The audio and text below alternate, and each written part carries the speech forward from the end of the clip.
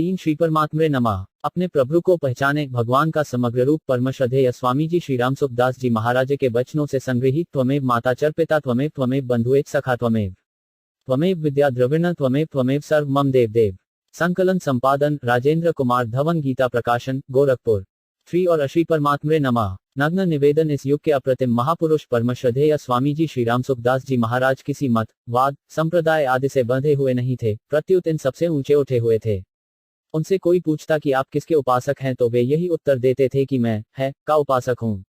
यह है ही परमात्मा का अलौकिक समग्र रूप है, जो किसी सीमा में बंधा हुआ नहीं है। यह समग्र ही गीता गायक श्री कृष्ण है। इस समग्र रूप को ही गीता में वासुदेव सर्वम, सब कुछ वासुदेव ही है, कहा गया है। परमश्रद्धेय श्री स्वामी जी महाराज ने गीता में वर्णित समग्र के जिस सिद्धांत का प्रतिपादन किया है, उसमें समस्त मत, वाद, संप्रदाय आदि समाप्त हो जाते हैं।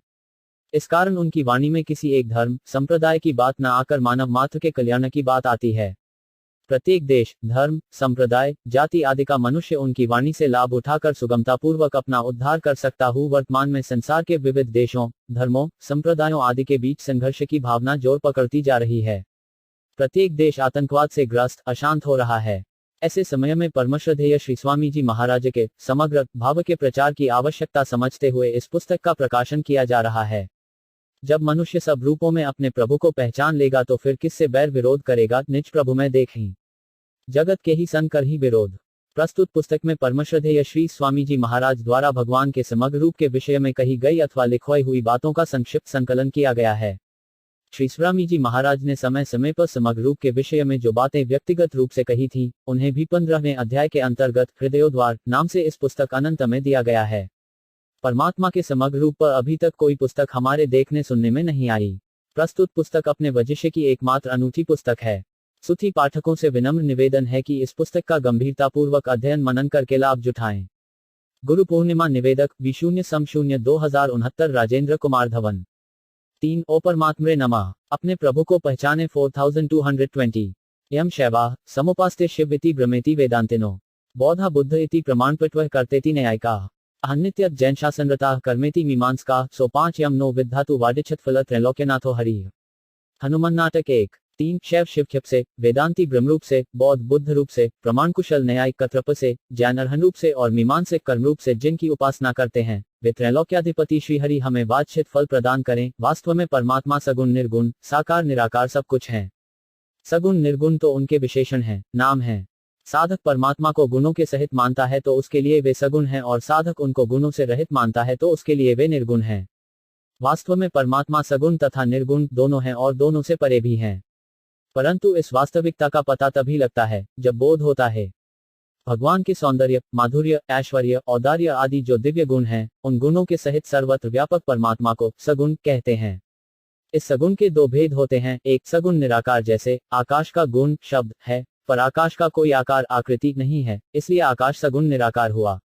ऐसे ही प्रकृति और प्रकृति के कार्य संसार में परिपूर्ण रूप से व्यापक परमात्मा का नाम सगुण निराकार है। सगुण या निर्गुण सभी उपासनाएं सगुण निराकार से ही आरंभ होती हैं। परमात्मा है, यह मान्यता भी सगुण निराकार को लेकर ही है, क्योंकि प्रकृति का कार्य होने से बुद्धि प्रकृति से अतीत निर्गुण तत्व को पकड़ नहीं सकती। इसलिए निर्गुण के उपासक का लक्ष्य तो निर्गुण निराकार का होता है, पर बुद्धि से वह सगुण निराकार का ही चिंतन करता है। 2 सगुण साकार वे ही सगुण निराकार परमात्मा जब अपनी दिव्य प्रकृति को अधिष्ठित करके अपनी योगमाया से लोगों के सामने प्रकट हो जाते हैं, उनकी इंद्रियों के विषय हो जाते हैं, तब उन परमात्मा को सगुण साकार कहते हैं। सगुण तो वे थे ही, आकृतियुक्त प्रकट हो जाने से वे साकार कहलाते हैं। जब साधक परमात्मा को दिव्य अलौकिक गुणों से भी रहित मानता है, अर्थात साधक की दृष्टि केवल निर्गुण परमात्मा की तरफ रहती है, तब परसमामा का वह स्वरूप निर्गुण निराकार कहा जाता है। गुणों के भी 2 भेद होते हैं। एक परमात्मा के स्वरूप भूत सौंदर्य, माधुर्य, ऐश्वर्य आदि दिव्य अलौकिक अप्राकृत गुण, और 2 प्रकृति के सत्व, रज और तम गुण। परमात्मा चाहे सगुण निराकार हो, चाहे सगुण साकार हो, वे प्रकृति के सत्व, रज और तम तीनों गुणों से सर्वथा रहित हैं, अतीत हैं। वे यद्यपि प्रकृति के गुणों को स्वीकार करके सृष्टि की उत्पत्ति, स्थिति और प्रलय की लीला करते हैं, फिर भी वे प्रकृति के गुणों से सर्वथा रहित ही रहते हैं। त्रिभिर्गुणमय भविर्भि सर्वभिदम जगत मोहितं नाभिजानाति मां भय परमव्ययम्। गीता 7। 13 इन तीनों गुणरूप भावों से मोहित यह संपूर्ण जगत प्राणी मात्र इन गुणों से अतीत और अविनाशी मुझे नहीं जानता, जो परमात्मा गुणों से कभी नहीं बंधते, जिनका गुणों पर पूरा आधिपत्य होता है, थे ही परमात्मा निर्गुण होते हैं। अगर परमात्मा गुणों से बंधे हुए और गुणों के अधीन होंगे तो वे कभी निर्गुण नहीं हो सकते। निर्गुण तो वे ही हो सकते हैं जो गुणों से सर्वथा अतीत हैं, और जो गुणों से सर्वथा अतीत हैं, ऐसे परमात्मा में ही संपूर्ण गुण रह सकते हैं। इसलिए परमात्मा को सगुण, निर्गुण, साकार, निराकार आदि सब कुछ कह सकते हैं। ऐसे परमात्मा का ही गीता में समग्र रूप से वर्णन किया गया है।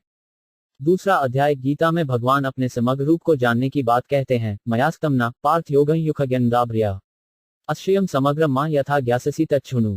गीता 7। एक हे पृथानंदन, मुझ में आसक्त मन वाला, मेरे आश्रित होकर योग का अभ्यास करता हुआ तू मेरे जिस समग्र रूप को निसंदेह जिस प्रकार से जानेगा, उसको उसी प्रकार से सुन। तात्पर्य है कि जिसका मन भगवान में आसक्त हो गया है, जो सर्वथा भगवान के आश्रित हो गया है और जिसने भगवान के संबंध को स्वीकार कर लिया है, ऐसा पुरुष भगवान के समग्र रूप को जान लेता है, अर्थात सगुण, निर्गुण, साकार, निराकार, अवतार, अवतारी और शिव, गणेश, सूर्य, विष्णु आदि जितने रूप हैं, उन सबको वह जान लेता है।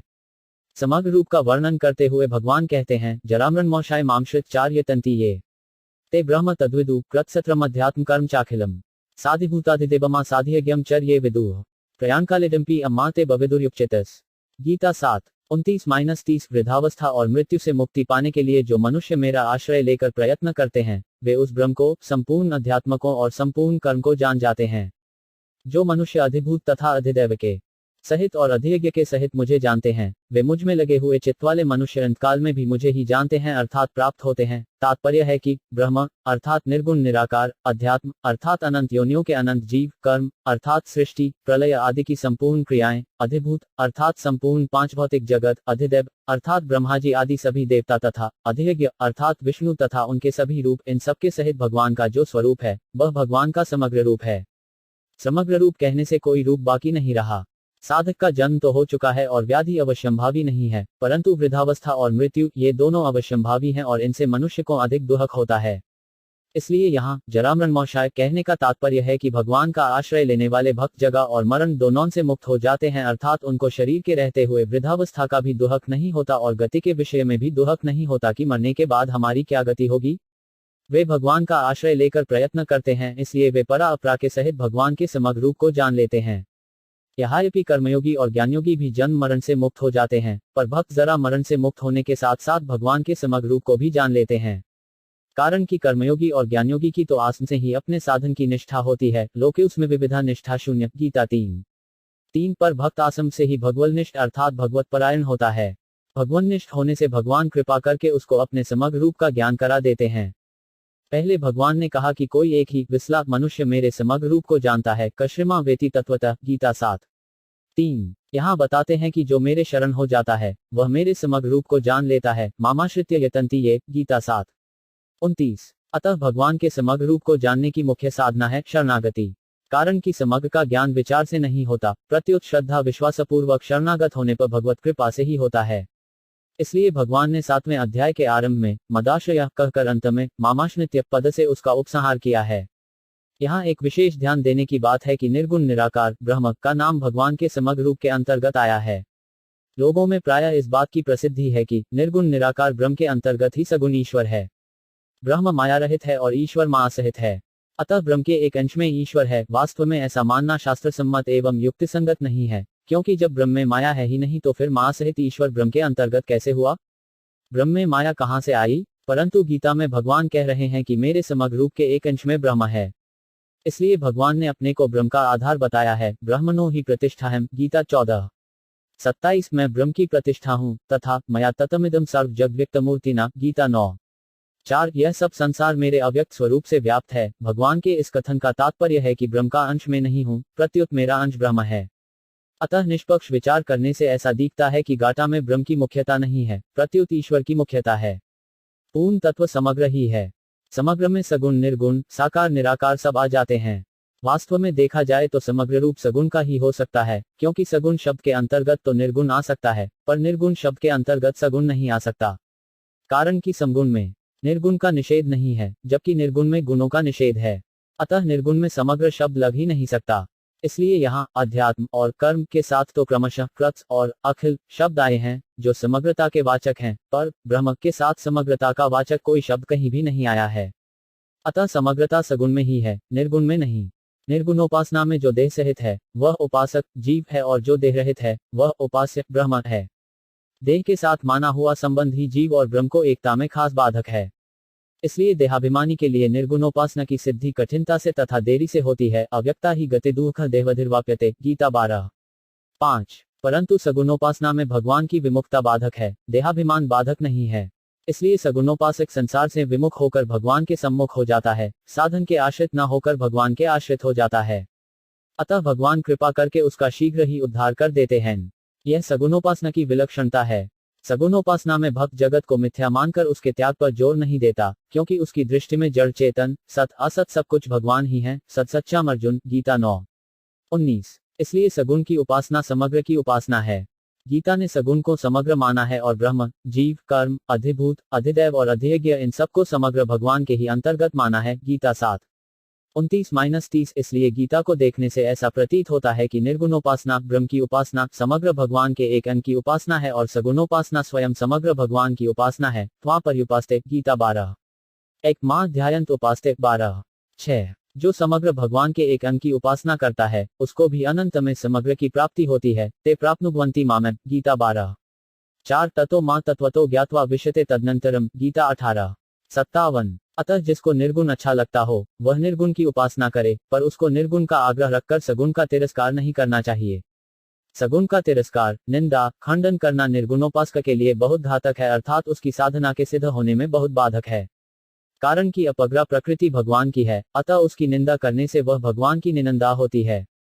गुणों का खंडन करने से गुणों की सत्ता आ जाती है, जो बाधक होती है, क्योंकि सत्ता माने बिना साधक निराकरण किसका। तेषाम समुद्धरता मृत्यु संसार सागरात भवामी नचिरा पार्थ मय्यवेशित चेतसाम, गीता 12:7। हे पार्थ, मुझ में आविष्ट चित्त वाले उन भक्तों का मैं मृत्यु रूप संसार समुद्र से शीघ्र ही उद्धार करने वाला बन जाता हूँ। अनन्य चेता स्ततम यो मास्मरति नित्यशः तस्याह सुलभ पार्थ नित्ययुक्त योगिनः, गीता 8:14। हे पृथानंदन, अनन्य चित्त वाला जो मनुष्य मेरा नित्य निरंतर स्मरण करता है उस नित्य निरंतर मुझ में लगे हुए योगी के लिए मैं सुलभ हूँ, अर्थात उसको सुलभता से प्राप्त हो जाता हूँ। करेगा। अतः साधक यदि दूसरे की निंदा तिरस्कार न करके तत्परतापूर्वक अपने साधन में लगा रहे तो आगे चलकर सभी साधक एक हो जाते हैं, क्योंकि तत्व एक ही है।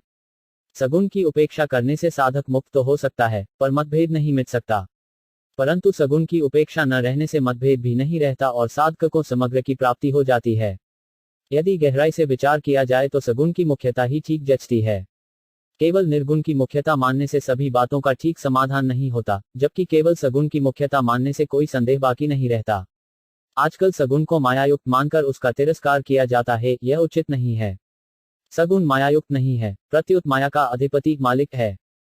संकादिक, शुकदेव, जनक आदि तत्वज्ञ महापुरुषों का सगुण में स्वाभाविक प्रेम था, जो समय समय पर प्रकट होता रहता था।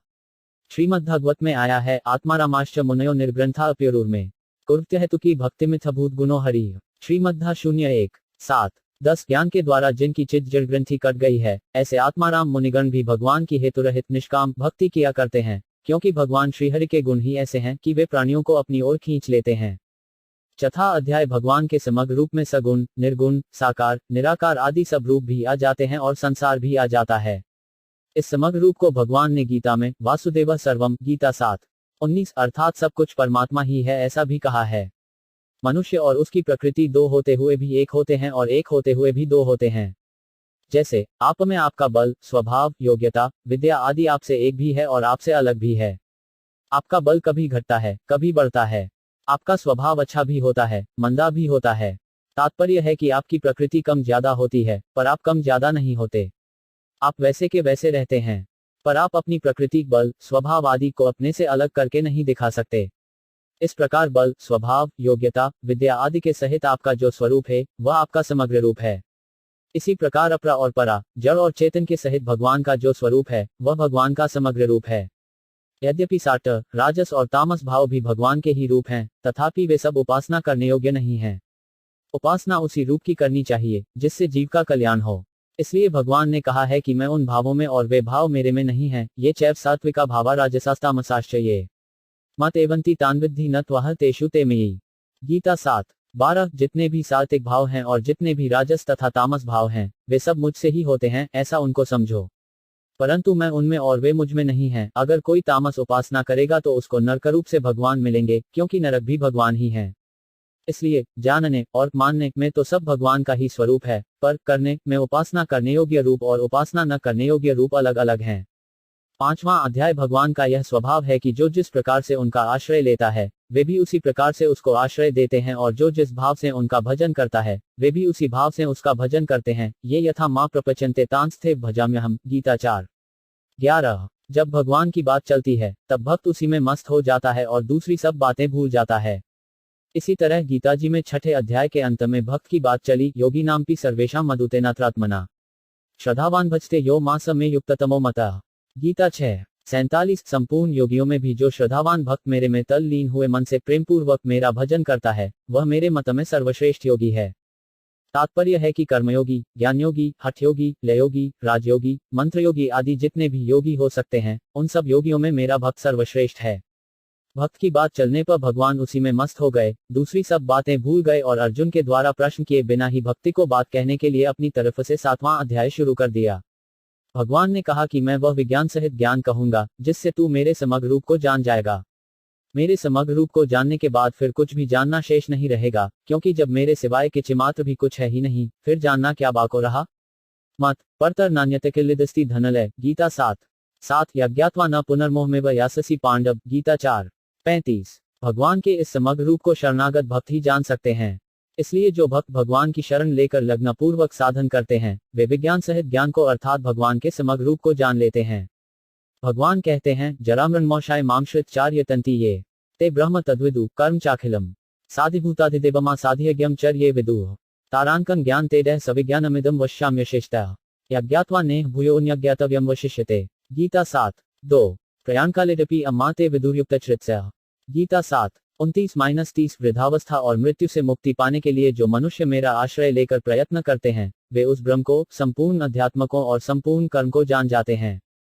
जो मनुष्य अधिभूत तथा अधिदैव के सहित और अधियज्ञ के सहित मुझे जानते हैं, वे मुझ में लगे हुए चित्त वाले मनुष्य अंतकाल में भी मुझे ही जानते हैं अर्थात प्राप्त होते हैं। ब्रह्म, निर्मुल निराकार, अध्यात्म, अनंत, जीव तथा अखिल कर्म, उत्पत्ति, स्थिति, प्रलय की संपूर्ण क्रियाएं, यह ज्ञान का विभाग है। और अधिभूत अपने शरीर सहित संपूर्ण 5 भौतिक जगत, अधिदेव मन इंद्रियों के अधिष्ठात देवता सहित ब्रह्माजी आदि सभी देवता तथा अधियज्ञ अंतर्यामी विष्णु और उनके सभी रूप, यह विज्ञान का विभाग है। ज्ञान के विभाग में निर्गुण की और विज्ञान के विभाग में सगुण की मुख्यता है। गीता में भगवान ने 2 निष्ठाएं बताई हैं, कर्मयोग और ज्ञानयोग। ये दोनों ही निष्ठाएं लौकिक हैं। लोकाय 5 स्मित विविधा निष्ठा। गीता 3:3 परंतु भक्ति योग अलौकिक निष्ठा है। कारण कि कर्मयोग में क्षर संसार की प्रधानता है और ज्ञान योग में अक्षर जीवात्मा की प्रधानता है। क्षर और अक्षर दोनों ही लोक में हैं। द्वाविमो पुरुषो लोकाय क्षरश्लाक्षर एव च। गीता 15:16 इसलिए कर्मयोग और ज्ञानयोग दोनों लौकिक निष्ठाएं हैं, परंतु भक्तियोग में परमात्मा की प्रधानता है, जो क्षर और अक्षर दोनों से विलक्षण है। उत्तम पुरुषत्वन्य परमात्मेत्युदाहत। गीता 15:17 उत्तम पुरुष तो अन्य ही है, जो परमात्मा नाम से कहा गया है। यस्माक्षमति तो 5 हम शराद पीचोत्तम। गीता 15:18 मैं क्ष से अतीत हूँ और अक्षर से भी उत्तम हूँ। क्षर प्रधान ममृताक्षर हर क्षरात्मा न विशते देवेका। श्वेताश्वतर 0:1-10 प्रकृति तो क्षर नाशवान है और इसको भोगने वाला जीवात्मा अमृत स्वरूप अक्षर अविनाशी है। इन क्षर और अक्षर दोनों को एक ईश्वर अपने शासन में रखता है, इसलिए भक्तियोग अलौकिक निष्ठा है। भगवान के समग्र रूप में ब्रह्म, अध्यात्म तथा कर्म, इनमें लौकिक निष्ठा कर्मयोग और ज्ञानयोग की बात आई है, और अधिभूत, अधिदेव तथा अधियज्ञ इनमें अलौकिक निष्ठा भक्तियोग की बात आई है। ज्ञान लौकिक है और विज्ञान अलौकिक है। आत्मज्ञान लौकिक है और परमात्मा ज्ञान अलौकिक है। मुक्ति लौकिक है और प्रेम अलौकिक है। करण सापेक्ष साधन लौकिक है और करण निरपेक्ष साधन अलौकिक है। लौकिक तथा अलौकिक दोनों ही समग्र भगवान के रूप हैं। प्रजन, ब्रह्म, अध्यात्म और कर्म ये तीनों लौकिक कैसे हैं? तारांकन नत्थि ज्ञानेन सदृश पत्रित्रभिविद्यते। गीता 4:38 इस मनुष्यलोकम ज्ञान के सम न पवित्र करने वाला दूसरा कोई साधन नहीं है। उत्तर भगवान ने ब्रह्म को अक्षर कहा, हे अक्षर ब्रह्म परमम। गीता 8:3 और जीव को भी अक्षर कहा, हे द्वाविमो पुरुषो लोकय क्षरश्लोष एव च। गीता 15:16 अतः ब्रह्म और जीव की एकता होने से ब्रह्म भी लौकिक है। इसलिए जीव और ब्रह्म को एक माना गया है। जीवो ब्रह्म नापरा। क्षेत्र के साथ संबंध होने से जो जीव कहलाता है वही क्षेत्र के साथ संबंध न होने से ब्रह्म कहलाता है। क्षेत्रज्ञम चापि मां विद्धि सर्वक्षेत्रेषु भारत, गीता 13:2। तात्पर्य है कि जो व्यष्टि रूप से जीव है वही समष्टि रूप से ब्रह्म है। अतः जैसे जीव लोक में है ऐसे ही ब्रह्म भी लोक में है, अर्थात ब्रह्म लौकिक निष्ठा से प्रापणीय तत्व है। अध्यात्म अर्थात जीव ने जगत को धारण किया हुआ है। जीवभूता महाबाहो ययेदम धार्यते जगत, गीता 7:5। जीव की अपनी स्वतंत्र सत्ता नहीं है, इसलिए जगत के संग से जीव भी जगत अर्थात लौकिक हो जाता है। अतः गीता में जीव के लिए जगत शब्द भी आया है। त्रिभिर्गुणमय भविर्भि सर्वमिद जगत मोहित नाभिजानाति मास भय परमव्ययम, गीता 7:13। इन तीनों गुणरूप भावों से मोहित यह सब जगत इन गुणों से पर अविनाशी मेरे को नहीं जानता। लोक में होने के कारण जीव लौकिक है। द्वाविमो पुरुषो लोकैक षष्ठाक्षर एवच, गीता 15:16। ममैवांशो जीवलोके जीवभूत सनातन, गीता 15:7। कर्म दो प्रकार के होते हैं, सकौम और निष्काम। ये दोनों ही कर्म लोक में होने से लौकिक हैं। यज्ञाथै कर्मणोऽन्यत्र लोको 5 यम कर्मबंधन, गीता 3:9। क्षिप्र ही मानुषे लोकै सिद्धिर्भवति कर्मजा, गीता 4:12। कर्मानुबंधिनी मनुष्य लोके, गीता 15:2। लोक्युस्मिद विविधा निष्ठा पुरा प्रोक्ता मयांग, गीता 3:3। तारांकन प्रश्न, अधिभूत अधिदेव और अधियज्ञ ये तीनों अलौकिक कैसे हैं? उत्तर, अधिभूत अर्थात संपूर्ण 5 भौतिक जगत भगवान का शरीर होने से अलौकिक ही हुआ। खन वायुमग सलिले महीच ज्योतिधि सत्वानी दिशो द्रमादिनु सरित समुद्राक्षा हरे शरीर यत्किज्य भूत प्रणमेनन्या, श्रीमद्भद्धा 0:115। 2. 41 आकाश, वायु, अग्नि, जल, पृथ्वी, ग्रह, नक्षत्र, जीव जंतु, दिशाएं, वृक्ष, नदियां, समुद्र सबके सब भगवान के ही शरीर है। ऐसा मानकर भक्त सभी को अनन्य भाव से प्रणाम करता है। भगवान ने अर्जुन को अपना जो विराट रूप दिखाया था वह दिव्य अलौकिक था। नानाविधानि दिव्यानि, गीता 115। 5. अनेक दिव्याभरण दिव्याने को द्यतायुधम, गीता 11। 10. दिव्यमाल्याम्बरधर दिव्य गंधानुलेपनम, गीता 11। 11. ब्रह्मांडमीश कमलासनस्थमृषोश्च सर्वानुर्गांश दिव्यान, गीता 115। 15. वह दिव्य विराट रूप भगवान ने अपने शरीर में ही दिखाया था। भगवान के वचन हैं, मम देहे गुडाकेश, गीता 115। 7. गीता में लोक शब्द अनेक अर्थों में प्रयुक्त हुआ है। इसको जानने के लिए गीता प्रेस से प्रकाशित गीता दर्पण ग्रंथ में गीता का अनेकार्थ शब्दकोश देखना चाहिए। संजय के वचन हैं, अपशहेव देवस्त शरीरे, गीता 11:13। अर्जुन के वचन हैं, पश्यामि देवांस्तव देव देहे, गीता 115। 10. अतः भगवान का ही विराट रूप होने से यह 5 भौतिक जगत भी अलौकिक ही है। भगवान ने अपनी विभूतियों को भी दिव्य कहा है। हंते कथयिष्यामि दिव्याह्यात्म विभूतिया, गीता 10:19। नान्तोस्ति मम दिव्याना विभूतिना परतप, गीता 10:40। अर्जुन ने भी कहा है, वक्तुमिहस्य शिष्येण दिव्याह्यात्म विभूतिया, गीता 10:16। परंतु जीवकों अज्ञानवश अपनी बुद्धि से राग द्वेष के कारण यह जगत लौकिक दिखता है। इसलिए जगत न तो महात्मा की दृष्टि में है और न भगवान की दृष्टि में है, प्रत्युत जीव की दृष्टि में है। महात्मा की दृष्टि में सब कुछ भगवान ही है। वासुदेव सर्वम, गीता 7:19। भगवान को दृष्टि में सत असत सब कुछ वे ही हैं। सत सच्चाम अर्जुन, गीता 9:19। पर जीव ने राग द्वेष के कारण जगत को अपनी बुद्धि में धारण कर रखा है। ययेदम धार्यते जगत, गीता 7:5। अधिदेव अर्थात ब्रह्मा जी आदि सभी देवता अलौकिक दिव्य हैं। अधियज्ञ अर्थात अंतर्यामी भगवान सबके हृदय में रहते हुए भी निर्लिप्त होने के कारण अलौकिक हैं। द्वा सुपर्णा सगुजा सखाया समान वृक्ष परिशस्व जाते तयोरन्य पिप्पलम स्वाद्वत्यंशनन्यो अभिचाक्षिति, मुंडक 0:3-1 थचैता शतर 0:4-6। एक साथ रहने वाले तथा परस्पर सखा भाव रखने वाले दो पकशी जीवात्मा और परमात्मा एक ही वृक्ष शरीर का आश्रय लेकर रहते हैं। उन दोनों में से एक जीवात्मा तो उस वृक्ष के सुख दुख रूप कर्मफलों का स्वाद ले लेकर उपभोग करता है, पर दूसरा परमात्मा उनका उपभोग न करता हुआ केवल देखता रहता है। भगवान के समग्र रूप का वर्णन करने का तात्पर्य यही है कि जड़ चेतन सत असत जो कुछ भी है वह सब भगवान का ही स्वरूप है। इसलिए भगवान ने समग्र रूप वर्णन के आदि और अंत में माम पद दिया है, जो समग्र का वाचक है। मामाश्रित्य, गीता 7:29 और माते विदुह, गीता 7:30। सब कुछ भगवान ही है। इस प्रकार जो मनुष्य भगवान के समग्र रूप को जान लेते हैं वे युक्चेता भगवान में लगे हुए चित्त वाले हैं। ऐसे युक्चेता भक्त अंतकाल में मन के विचलित होने पर भी योग श्रेष्ठ नहीं होते, प्रत्युत भगवान को ही प्राप्त होते हैं। प्रयांकाले डपीच माते विदुर्युक्चेत्स्या, कारण कि उनकी दृष्टि में जब भगवान के सिवाय की चिमात्र भी दूसरी सत्ता है ही नहीं, तो फिर मन के विचलित होने का प्रश्न ही पैदा नहीं होता। दूसरी सत्ता की मान्यता न होने के कारण उनका मन जहां जाएगा परमात्मा में ही जाएगा। फिर उनका मन कैसे विचलित होगा और मन के विचलित हुए बिना वे योग श्रेष्ठ कैसे होंगे? कारण कि योग से मन के विचलित होने पर ही मनुष्य योग भ्रष्ट होता है। योगाचलित मानस, गीता 6:37। इसलिए भगवान ने कहा है, अनन्यचेता सतत यो मां स्मरति नित्यशः। तस्याह सुलभ पार्थ नित्ययुक्तस्थ योगिनः। गीता 8:14। हे पार्थ, अनन्य चित्त वाला जो मनुष्य मेरा नित्य निरंतर स्मरण करता है, उस नित्ययुक्त योगी के लिए मैं सुलभ हूँ। एक मार्मिक बात है कि जब तक साधक एक भगवान की सत्ता के सिवाय दूसरी सत्ता मानेगा, तब तक उसका मन सर्वथा निरुद्ध नहीं हो सकता। तारांकन। कारण कि जब तक अपने में दूसरी सत्ता की मान्यता है, तब तक राग का सर्वथा नाश नहीं हो सकता, और राग का सर्वथा नाश हुए बिना मन सर्वथा निर्विषय नहीं हो सकता। राग के रहते हुए मन का सीमित निरोध होता है, जिससे लौकिक सिद्धियों की प्राप्ति होती है, वास्तविक तत्व की प्राप्ति नहीं होती। दूसरी सत्ता की मान्यता रहते हुए जो मन निरुद्ध होता है, उसमें व्युत्थान होता है, अर्थात उसमें समाधि और व्युत्थान ये दो अवस्थाएं होती हैं। कारण कि दूसरी सत्ता माने बिना दो अवस्थाएं संभव ही नहीं है। दूसरी सत्ता की मान्यता न रहने के कारण भक्त का प्रेम भी अनन्य होता है।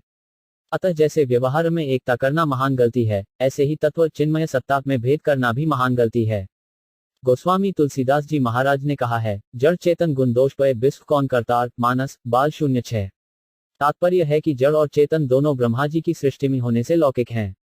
गीता में भी भगवान ने कहा है, द्वाविमो पुरुषों लोकैक शर्श्व च सर्वाणी भूतानि कूटस्थो 5 क्षर उच्यते। गीता 15:16। इस लोक में क्षर और अक्षर ये दो प्रकार के पुरुष हैं। संपूर्ण प्राणियों के शरीर क्षर नाशवान हैं और कूटस्थ जीवात्मा अक्षर अविनाशी कहा गया है। इस दृष्टि से क्षर और अक्षर, शरीर और शरीरी, देह और देही, क्षेत्र और क्षेत्रज्ञ ये सभी लौकिक हैं। देवी संपत्ति मुक्त करने वाली और आसुरी संपत्ति बांधने वाली है। दैवी संपत्ति मोक्षाय निबंधाया सूरी मता। गीता 16:5। दैवी और आसुरी दोनों ही संपत्ति वाले प्राणी लौकिक हैं। द्वो भूत सर्गो लोकाय 5 दैवासुर एवच। गीता 16:6। इसलिए मोक्ष और बंधन भी लौकिक हैं। तात्पर्य है कि बंधन और मोक्ष दोनों ही सापेक्ष होने से लौकिक हैं। निरपेक्ष तत्व में न बंधन है और न मोक्ष है। तारांकन। अतः वास्तविक तत्व अलौकिक है। चेतन और जड़, जीव और जगत विचार के विषय हैं, अतः ज्ञान लौकिक है। परंतु भगवान विचार के विषय नहीं है, प्रत्युत श्रद्धा विश्वास के विषय हैं, अतः भक्ति अलौकिक है। ज्ञान मार्ग में जब तक विवेक रहता है, तब तक लौकिकता रहती है। जब विवेक तत्व ज्ञान में परिणत हो जाता है, तब ज्ञानी में भी अलौकिकता आ जाती है। कारण कि ज्ञान तत्व ज्ञान अज्ञान का नाशक है। अज्ञान का इस एक वाक्य के सामने पूरा पातंजल योग दर्शन फीका हो जाता है। संपादक न निरोधो न चोत्पत्तिन बधो न च साधका न मुमुक्षून वे मुक्त तेषा परसार्थता। आत्मोपनिषद 31, मांडक्यकारिका 2:32, तत्वोपदेश 81, विवेक चूड़ामणि 575। न प्रलय है और न उत्पत्ति है, न बध है और न साधक है, न मुमुक्षु है और न मुक्त है, यही परमार्थता अर्थात वास्तविक तत्व है। भगवान श्रद्धा विश्वास के विषय हैं, इसलिए आस्तिक और नास्तिक दोनों तरह के दर्शन हैं। न्याय दर्शन और वैशेषिक दर्शन लौकिक हैं। योग दर्शन और सांख्य दर्शन लौकिक तथा अलौकिक दोनों हैं। पूर्व मीमांसा और उत्तर मीमांसा केवल अलौकिक हैं। नाश करके ज्ञान भी शांत हो जाता है और ज्ञानी में अलौकिकता आ जाती है। इसलिए जैसे भक्ति मार्ग में मीराबाई का शरीर चिन्मय होकर लीन हो गया था, ऐसे ही ज्ञान मार्ग में भी कबीर साहिब का शरीर चिन्मय होकर लीन हो गया था। अवतार के समय लौकिक दृष्टि से दिखने पर भी भगवान सदा अलौकिक ही रहते हैं। लोक में अवतार लेने पर भी उनकी अलौकिकता ज्यों की त्यों रहती है।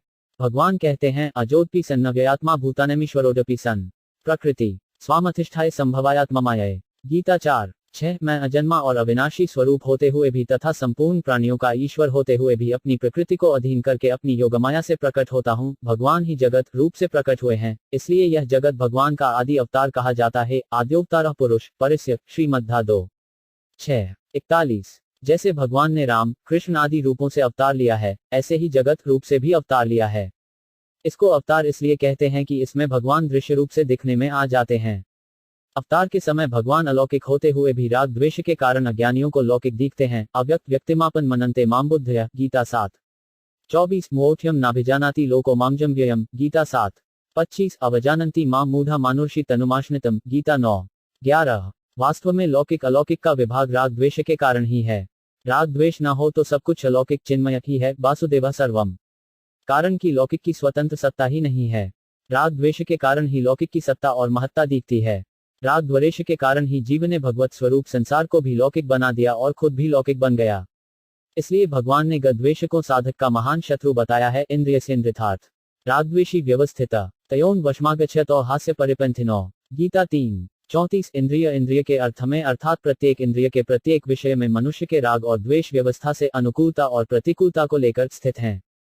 मनुष्य को उन दोनों के वश में नहीं होना चाहिए, क्योंकि वे दोनों ही इसके पारमार्थिक मार्ग में विघ्न डालने वाले शत्रु हैं। कामे क्रोधे ब्रजोगुण स्मुद्वा महाशनो महापापमा विदशिन में वैरिणम। गीता 3:37 रजोगुण से उत्पन्न हुआ यह काम अर्थात कामना ही पाप का कारण है। यह काम ही क्रोध में परिणत होता है। यह बहुत खाने वाला और महापापी है। इस विषय में तू इसको ही वैरी जान। क्षर नाशवान की मुख्यता मानने से जीव असुर बन जाता है, अक्षर अविनाशी की मुख्यता मानने से जीव ज्ञानी बन जाता है और पुरुषोत्तम समग्र भगवान की मुख्यता मानने से जीव प्रेमी बन जाता है। प्रेमी बनने से भक्त और भगवान के बीच प्रेम का आदान प्रदान होता है। जैसे बच्चे की चेष्टा मां को और मां की चेष्टा बच्चे को प्रसन्न करने वाली होती है, ऐसे ही भक्त की चेष्टा भगवान को और भगवान की चेष्टा भक्त को प्रसन्न करने वाली, आनंद देने वाली, प्रेम रस की वृद्धि करने वाली होती है। प्रेमी और प्रेमास्पद की इस अभिन्नता को गोस्वामी जी महाराज ने बड़े सुंदर ढंग से कहा है। गिरा अरत जल बीची सम कहियात भिन्न भिन्न मानस बाल 0:18 अर्थात जो वाणी तथा उसके अर्थ और जल तथा उसकी लहर के समान कहने में ही अलग अलग दिखते हैं, पर वास्तव में एक ही हैं। यहाँ गोस्वामी जी ने पहले स्त्रीवाचक गिरा शब्द देकर फिर पुरुषवाचक अरथ शब्द दिया है और उसके बाद पहले पुरुषवाचक जल शब्द देकर फिर स्त्रीवाचक बीची शब्द दिया है। इससे यह तात्पर्य निकलता है कि स्त्रीवाचक सीता और पुरुषवाचक राम दोनों अभिन्न हैं। अतः चाहे सीता पहले कहो सीताराम कहो, चाहे राम पहले कहो राम सीता कहो, दोनों में कोई फर्क नहीं है। प्रेम में कोई भेद नहीं रहता। प्रेम में भक्त और भगवान दोनों समान हैं। तस्मित् जने भेदाभावात् नार्थ भक्ति 0:41 भगवान में और उनके भक्त में भेद का अभाव है। छठा अध्याय भगवान संपूर्ण संसार के बीज हैं। यच्छापि सर्वभूतानां बीज तदहम् अर्जुन गीता 10:39 बीजम मां सर्वभूतानां विद्धि पार्थ सनातनम गीता 7:10 बीज से जितनी चीजें पैदा होती हैं वे सब बीज रूप ही होती हैं। जैसे गेहूं से पैदा होने वाली खेती को भी गेहूं ही कहते हैं। किसान लोग कहते हैं कि गेहूं की खेती बहुत अच्छी हुई है। देखो खेत में गेहूं खड़े हैं, गेहूं से खेत भरा है, परंतु कोई शहर में रहने वाला व्यापारी हो, वह उसको गेहूं कैसे मान लेगा? वह कहेगा कि मैंने बोरे के बोरे गेहूं खरीदा और बेचा है, क्या मैं नहीं जानता कि गेहूं कैसा होता है? यह तो घास है, डंठल और पत्ती है, यह गेहूं नहीं है। परंतु खेती करने वाला जानकार आदमी तो यही कहेगा कि यह वह घास नहीं है जो पशु खाया करते हैं, यह तो गेहूं है। खेती को गाय खा जाती है तो कहते हैं कि तुम्हारी गाय हमारा गेहूं खा गई, जबकि उसने गेहूं का एक दाना भी नहीं खाया। खेत में भले ही गेहूं का एक दाना भी न दिखे, पर यह गेहूं है, इसमें संदेह नहीं होता। कारण कि यह पहले भी गेहूं ही था, अंत में भी गेहूं रहेगा, अतः बीच में खेती रूप से अलग दिखते हुए भी गेहूं ही है। अभी तो यह हरी हरी घास दिखती है, पर बाद में पकने पर इससे गेहूं ही निकलेगा। इसी तरह संसार के पहले भी परमात्मा थे। सदैव सोमेधमग् आसीदेक में अद्वितीयम छांदोग्य 0:6-2 एक अंत में भी परमात्मा ही रहेंगे। शिष्यते शेषसंज्ञ श्रीमद्धा 0:10-3-25 अतः बीच में भी सब कुछ परमात्मा ही है। वासुदेव सर्वम गीता 7:19 जो आरंभ और अनंत में होता है वह बीच में भी होता है, यह सिद्धांत है। यस्तु यस्यादिरंशन स वै मध्यम चर तस्य सन श्रीमद्धा 0:115-24-17 शरद जी प्रेम विभोर होकर रामसिया नाम का उच्चारण करते हैं। भरत तीसरे पहर कहूं कीन प्रवेदु प्रयाग कहत रामसिया उमगी अनुराग। मानस अयोध्या 0:203 जिसके आदि और अंत में जो है वही बीच में भी है और वही सत्य है। मुक्त होने पर भी महापुरुष ने जिस साधन से मुक्ति प्राप्त की है उस साधन का एक संस्कार अहम की सूक्ष्म गंध रह जाता है, जो दूसरे दार्शनिकों के साथ एकता नहीं होने देता। इस संस्कार के कारण ही दार्शनिकों में और उनके दर्शनों में मतभेद रहता है। अपने मत का संस्कार दूसरे दार्शनिकों के मतों का समान आदर नहीं करने देता, परंतु प्रतिक्षण वर्धमान प्रेम की प्राप्ति होने पर अपने मत का संस्कार भी नहीं रहता और सबके साथ एकता हो जाती है, अर्थात संपूर्ण मतभेद मिट जाते हैं और भगवान के समग्र रूप का अर्थात वासुदेव सर्वम का अनुभव हो जाता है। वास्तव में वासुदेव सर्वम का अनुभव करने वाला, इसको जानने वाला, कहने वाला भी नहीं रहता, प्रत्युत एक वासुदेव ही रहता है जो अनादिकाल से ज्यों का त्यों है। सब में परमात्मा को देखने से संपूर्ण मतों में समान आदर भाव हो जाता है, क्योंकि अपने इष्ट परमात्मा से विरोध संभव ही नहीं है। निज प्रथु में देखा ही जयत के ही संग करा ही विरोध। मानस उत्तर 0:1152 ख ईश्वर और जीव स्वरूप के विषय में दो तरह का वर्णन है। एक ईश्वर समुद्र है और जीव उसकी तरंग है, अर्थात तरंग समुद्र की है, और दो जीव समुद्र है और ईश्वर उसकी तरंग है, अर्थात समुद्र तरंग का है। इन दोनों में तरंग समुद्र की है ऐसा मानना ही ठीक दिखता है। समुद्र तरंग का है ऐसा मानना ठीक नहीं दिखता, क्योंकि समुद्र अपेक्षाकृत नित्य है और तरंग अनित्य क्षणभंगुर है। अतः तरंग समुद्र की होती है, समुद्र तरंग का नहीं होता। अगर अपने को समुद्र और ईश्वर को तरंग माने तो इस मान्यता से अनर्थ होगा, क्योंकि ऐसा मानने से अभिमान पैदा हो जाएगा तथा अहम चित्त जड़ ग्रंथि तो नित्य रहेगा और ईश्वर अनित्य हो जाएगा। कारण कि जीव में अनादिकाल से अहम व्यक्तित्व का अभ्यास पड़ा हुआ है। अतः जहां स्वरूप को अहम कहेंगे वहां वही अहम आएगा जो अनादिकाल से है। उस अहम के मिटने से ही मुक्ति होती है। उपर्युक्त दोनों बातों के सिवाय तीसरी एक विलक्षण बात है कि जल तत्व में न समुद्र है न तरंग है, अर्थात वहां समुद्र और तरंग का भेद नहीं है। यही वास्तविक बात है। समुद्र और तरंग तो सापेक्ष हैं, पर जल तत्व निरपेक्ष है। जैसे जल तत्व में समुद्र, नदी, वर्षा, ओस, कोहरा, भाप, बादल आदि सब मिटकर एक हो जाते हैं, ऐसे ही वासुदेव सर्वम में सभी साधन योगमार्ग मिटकर एक वासुदेव रूप हो जाते हैं। जैसे जल तत्व में कोई भेद नहीं है, ऐसे ही वासुदेव सर्वम में कोई भेद नहीं है। मतभेद से असंतोष होता है, पर वासुदेव सर्वम में कोई मतभेद न होने से सबको सर्वथा संतोष हो जाता है। वासुदेव सर्वम में न योगी है, न ज्ञानी है, न प्रेमी है, इसलिए इसका अनुभव करने वाला महात्मा अत्यंत दुर्लभ है। बहुना जन नामते ज्ञानवान मा प्रपद्यते। वासुदेव सर्वभिति सर महात्मा सुदुर्लभ। गीता 7:59। सत्यपि भेदाग में नाथ तवाई न मामकिनस्त्वम सामुद्रो ही तरद कथाचन समुद्रो न ताडुः। शंकराचार्य कृत पटपदी 3, गर्ग संहिता, अश्व 0:39। 4 हे नाथ, आप में और मुझ में भेद न होने पर भी मैं ही आपका हूँ, आप मेरे नहीं हैं, क्योंकि तरंग ही समुद्र को होती है, तरंग का समुद्र नहीं होता। बहुत जन्मों के अंतिम जन्म में अर्थात मनुष्य जन्म में सब कुछ परमात्मा ही है। इस प्रकार जो ज्ञानवान मेरे शरण होता है वह महात्मा अत्यंत दुर्लभ है। एक ही जल बर्फ, कोहरा, बादल, ओला, वर्षा, नदी, तालाब, समुद्र आदि अनेक रूपों में हो जाता है। कड़ाही में बर्फ डालकर उसको अग्नि पर रखा जाए तो बर्फ पिघलकर पानी हो जाएगी। फिर पानी भी भाप हो जाएगा और भाष परमाणु होकर निराकार हो जाएगा। जल ही कोहराप से होता है, वही बादल रूप से होता है, वही निराकार रूप से होता है, वही बर्फ रूप से होता है, वही ओला रूप से होता है, वही वशरूप होकर पृथ्वी पर बरसता है, वही नदी रूप से होता है, वही समुद्र रूप से होता है। अनेक रूप से होने पर भी तत्व से जल एक ही रहता है। इसी तरह एक ही भगवान अनेक रूप से बन जाते हैं। जैसे जल ठंडक से जमकर बर्फ हो जाता है और गर्मी से पिघलकर तथा भाप बनकर परमाणु रूप हो जाता है, ऐसे ही अज्ञान रूपी ठंडक से भगवान स्थूल तथा जड़ संसार रूप से दिखते हैं और ज्ञान रूपी अग्नि से सूक्ष्म तथा चेतन वासुदेव रूप से दिखते हैं। जल चाहे बर्फ रूप से दिखे, चाहे भाप, बादल आदि रूपों से दिखे, है वह जल ही। जल के सिवाय कुछ नहीं है। ऐसे ही भगवान चाहे संसार रूप से दिखें, चाहे अन्य रूपों से दिखें, हैं वे भगवान ही। भगवान के सिवाय कुछ नहीं है। दार्शनिक दृष्टि से विचार करें तो सत्ता एक ही हो सकती है, दो नहीं। श्रद्धा, विश्वास, भक्ति की दृष्टि से देखें तो सब कुछ भगवान ही है, भगवान के सिवाय कुछ नहीं है। भक्त की दृष्टि भगवान को छोड़कर दूसरी तरफ जाती ही नहीं और भगवान के सिवाय दूसरा कोई उसकी दृष्टि में आता ही नहीं। साधक से एक गलती होती है कि वह अपने को अलग रखकर संसार को भगवत स्वरूप देखने की चेष्टा करता है, अर्थात वासुदेव सर्वम को अपनी बुद्धि का विषय बनाता है। वास्तव में दिखने वाला संसार ही भगवत स्वरूप नहीं है, प्रत्युत देखने वाला भी भगवत स्वरूप है। सकलमिद महच वासुदेव विष्णु पुरुष 3:7-32। अतः साधक को ऐसा मानना चाहिए कि अपनी देह सहित सब कुछ भगवान ही है, अर्थात शरीर भी भगवत स्वरूप है, इंद्रियां भी भगवत स्वरूप हैं, मन भी भगवत स्वरूप है, बुद्धि भी भगवत स्वरूप है, प्राण भी भगवत स्वरूप है और अहम मैंपन भी भगवत स्वरूप है। सब कुछ भगवान ही है। इसको मानने के लिए साधक को बुद्धि से जोर नहीं लगाना चाहिए, प्रत्युत सहज रूप से जैसा है वैसा स्वीकार कर लेना चाहिए। इसलिए श्रीमद्भागवत में आया है, सर्व ब्रह्मात्मक तस्य विद्या 55 मनीषया परिपश्यनु परमेत सर्वतो मुक्त संशय। श्रीमद्भद्धा 0:115-29-18। जब सब में भगवत बुद्धि की जाती है तब सब कुछ भगवान ही है ऐसा दिखने लगता है। फिर इस परमात्मा दृष्टि से भी उपराम होने पर संपूर्ण संशय स्वतः निवृत्त हो जाते हैं। तात्पर्य है कि सब कुछ भगवान ही है, इस भाव से भी उपराम हो जाए, अर्थात न दृष्टा देखने वाला रहे, न दृश्य दिखने वाला रहे और न दर्शन देखने की वृत्ति ही रहे, केवल भगवान ही रहे। 7वां अध्याय। संसार प्रकृति का कार्य है और प्रकृति भगवान की शक्ति है। माया तु प्रकृतिन विद्यान्मायन तु महेश्वरम। श्वेताश्वतर 0:4-10। माया तो प्रकृति को समझना चाहिए और मायापति महेश को समझना चाहिए। भगवान की शक्ति होने से प्रकृति और उसका कार्य भगवत स्वरूप ही है, क्योंकि शक्ति शक्तिमान से अलग नहीं हो सकती।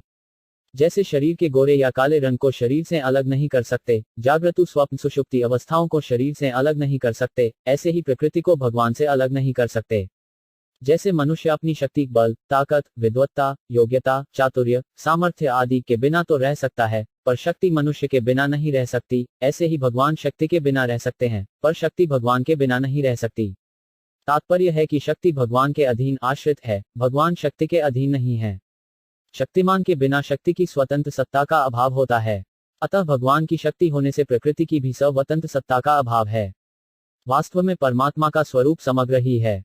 परमात्मा में कोई शक्ति न हो ऐसा नहीं हो सकता। अगर परमात्मा को सर्वथा शक्ति रहित माने तो परमात्मा एक देशीय ही सिद्ध होंगे।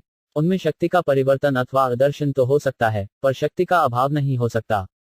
शक्ति कारण रूप से उनमें रहती ही है, अन्यथा शक्ति प्रकृति के रहने का स्थान कहाँ होगा। इसलिए गीता में प्रकृति और पुरुष दोनों को अनादि कहा गया है। प्रकृतिन पुरुष चैव विद्येनादि उभावशेषित 13। 19 विश्वरूप को भी गीता में अव्यय कहा गया है। योगेश्वर तत्वमेत्व दर्शात्मान्मव्ययम 11। 4 त्वमव्यय शाश्वत धर्मगोप्त 11। 18 और संसार रूप अश्वत्थ वृक्ष को भी अव्यय कहा गया है। ऊर्ध्व मूल मध्य शाखमश्रत प्राहुरव्ययम गीता 15। 1 इससे सिद्ध हुआ कि जड़ चेतन स्थावर जंगम रूप से जो कुछ दिख रहा है वह सब अविनाशी भगवान ही है। भगवान के बिना कुछ भी नहीं है, परंतु भोग और संग्रह की आसक्ति के कारण मनुष्य को सब कुछ जड़ ही जड़ दिखता है। तात्पर्य है कि जड़ संसार केवल जीव की दृष्टि है। वास्तव में सब की सब वस्तुएं तत्व से चिन्मय भगवत स्वरूप हैं। भगवान के सिवाय मैं तू यह वह कुछ भी नहीं है, अर्थात मैं भी भगवान का स्वरूप है, तू भी भगवान का स्वरूप है, यह भी भगवान का स्वरूप है और वह भी भगवान का स्वरूप है। भगवान कण कणम पूरे के पूरे हैं। प्रहमद जी के कहने पर भगवान नरसिंह रूप से खंभे में से प्रकट हो गए, क्योंकि वे वहां पहले से ही थे। इसलिए साधकों वृक्ष, नदी, पहाड़, पत्थर, दीवार आदि कुछ भी दिखे, वह उसमें अपने इष्ट भगवान को देखकर प्रार्थना कर सकता है कि हे नाथ, मुझे अपना प्रेम प्रदान करो, हे प्रभु, आपको मेरा नमस्कार हो। जैसा कि अर्जुन ने कहा है, वायुर्मोगिन वरुण ऋषाणु प्रजापतित्य प्रपितामह झिच नमो नमस्ते उस्तु सहस्कृत्वा पुनेज भूयोडपि नमो नमस्ते। गीता 115। 39 आप ही वायु, यमराज, अग्नि, वरुण, चंद्रमा, दक्ष आदि प्रजापति और प्रपितामह ब्रह्मा जी के भी पिता हैं। आपको हजारों बार नमस्कार हो और फिर भी आपको बार बार नमस्कार हो। नमः पुरस्तादत् पृष्ठस्ते नमोस्तु ते सर्वत एवं सर्व अनंतवीर्यमित विक्रमस्त्वत् सर्व समाप्नोषि ततोऽसि सर्वः। गीता 11। 40 हे सर्वस्वरूप, आपको आगे से भी नमस्कार हो और पीछे से भी नमस्कार हो। आपको सब ओर से दसों दिशाओं से ही नमस्कार हो। हे अनंतवीर्य, असीम पराक्रम वाले, आपने सबको एक देश में समेट रखा है, अतः सब कुछ आप ही हैं। 8वां अध्याय प्रकृति और प्रकृति के कार्य, क्रिया, पदार्थ आदि के साथ अपना संबंध मानने से ही सभी विकार पैदा होते हैं और उन क्रिया, पदार्थ आदि की प्रकट रूप से सत्ता दिखने लग जाती है। परंतु प्रकृति और प्रकृति के कार्य से सर्वथा संबंध विच्छेद करके भगवत स्वरूप में स्थित होने से उनकी स्वतंत्र सत्ता उस भगवत तत्व में ही लीन हो जाती है। फिर उनकी कोई स्वतंत्र सत्ता नहीं दिखती। जैसे किसी व्यक्ति के विषय में हमारी जो अच्छे और बुरे की मान्यता है, वह मान्यता हमारी ही की हुई है। तत्व से तो वह व्यक्ति भगवान का स्वरूप है, अर्थात उस व्यक्ति में तत्व के सिवाय दूसरा कोई स्वतंत्र व्यक्तित्व ही नहीं है। ऐसे ही संसार में यह ठीक है, यह बेठीक है, इस प्रकार ठीक बेठीक की मान्यता हमारी ही की हुई है। तत्व से तो संसार भगवान का स्वरूप ही है। हाँ, संसार में जो वर्ण आश्रम की मर्यादा है, ऐसा काम करना चाहिए और ऐसा नहीं करना चाहिए, यह जो विधि निषेध को मर्यादा है, इसको महापुरुषों ने जीवों के कल्याणार्थ व्यवहार के लिए मान्यता दी है। जब यह भौतिक सृष्टि नहीं थी, तब भी भगवान थे और इसके लीन होने पर भी भगवान रहेंगे। इस तरह से जब वास्तविक बोध हो जाता है, तब भौतिक सृष्टि की सत्ता भगवानों में ही लीन हो जाती है, अर्थात इस सृष्टि की स्वतंत्र सत्ता नहीं रहती। इसका यह तात्पर्य नहीं है कि संसार की स्वतंत्र सत्ता न रहने पर संसार मिट जाता है, उसका अभाव हो जाता है। प्रत्युत अंतःकरण में सत्यत्वेन जो संसार की सत्ता और महत्ता बैठी हुई थी, जो कि जीव के कल्याण में बाधक थी, वह नहीं रहती। जैसे सोने के गहनों की अनेक तरह की आकृति और अलग अलग उपयोग होने पर भी उन सब में एक ही सोना है, ऐसे ही भगवत भक्त के द्वारा अनेक तरह का यथायोग्य सांसारिक व्यवहार होने पर भी उन सब में एक ही भगवत तत्व है, ऐसी अटल बुद्धि रहती है। इस तत्व को समझने के लिए ही गीता में समग्र रूप का वर्णन हुआ है। 9वां अध्याय, सृष्टि से पहले भी परमात्मा थे और अंत में भी परमात्मा ही रहेंगे, फिर बीच में दूसरा कहां से आया। जैसे अन्नकूट के प्रसाद में रसगुल्ले, गुलाब जामुन आदि भी होते हैं और मेथी, करेला आदि का साग भी होता है। मीठा भी भगवान का प्रसाद होता है और कड़वा भी भगवान का प्रसाद होता है। ऐसे ही जो हमारे मन को सुहाए, वह भी भगवान का स्वरूप है और जो नहीं सुहाए, वह भी भगवान का स्वरूप है। सत भी भगवान का स्वरूप है और असत भी भगवान का स्वरूप है।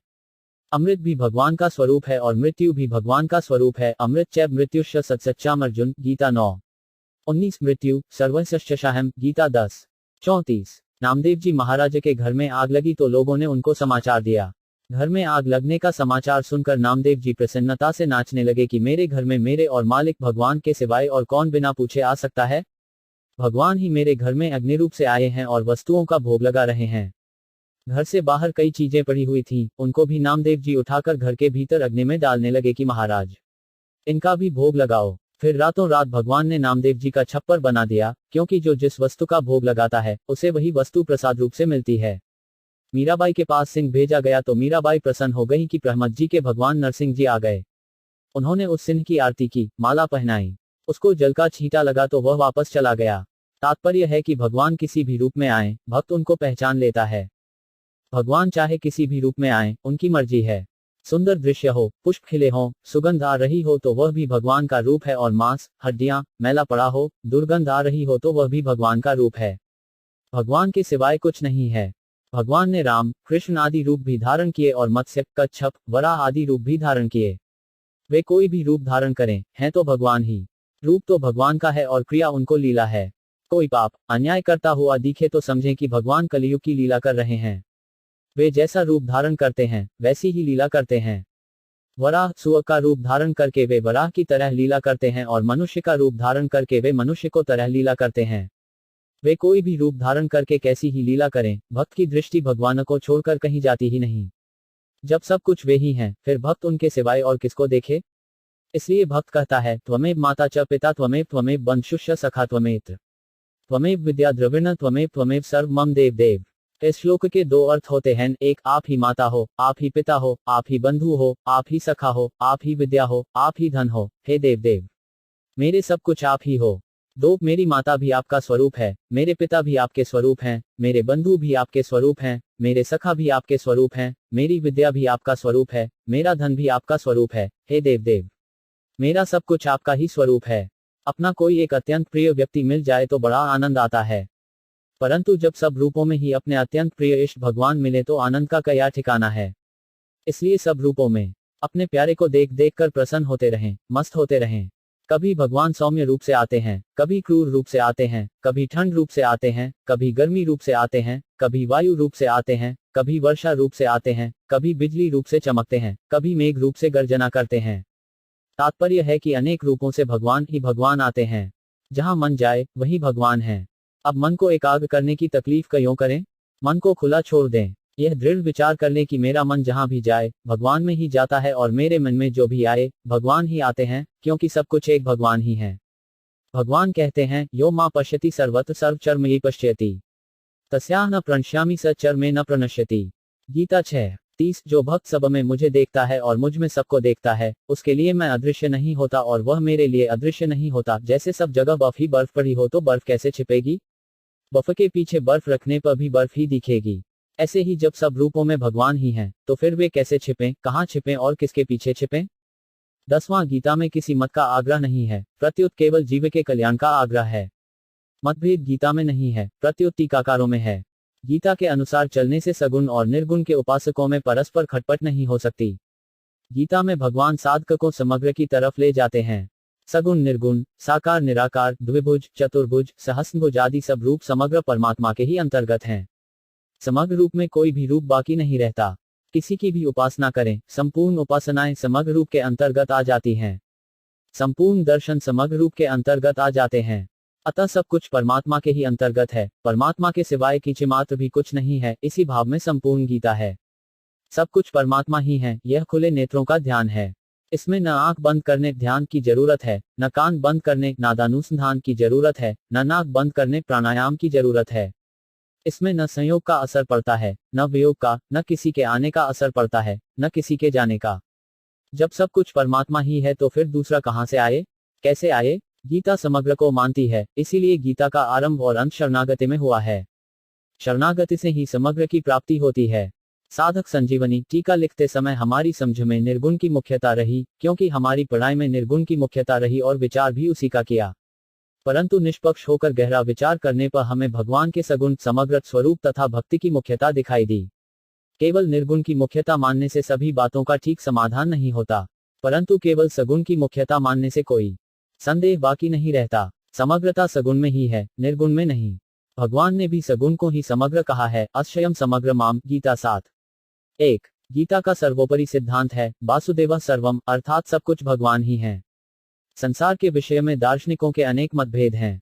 कोई अजातवाद मानता है, कोई दृष्टिष्टवाद मानता है, कोई विवर्तवाद मानता है, कोई परिणामवाद मानता है, कोई आरंभवाद मानता है, पर गीता कोई बात न मानकर वासुदेव सर्वम को ही मुख्य मानती है।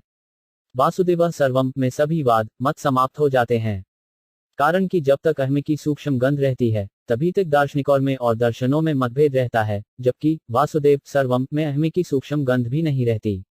इसलिए महात्मा तो सभी दार्शनिक हो सकते हैं, पर वासुदेव सर्वम का अनुभव करने वाला महात्मा अत्यंत दुर्लभ होता है।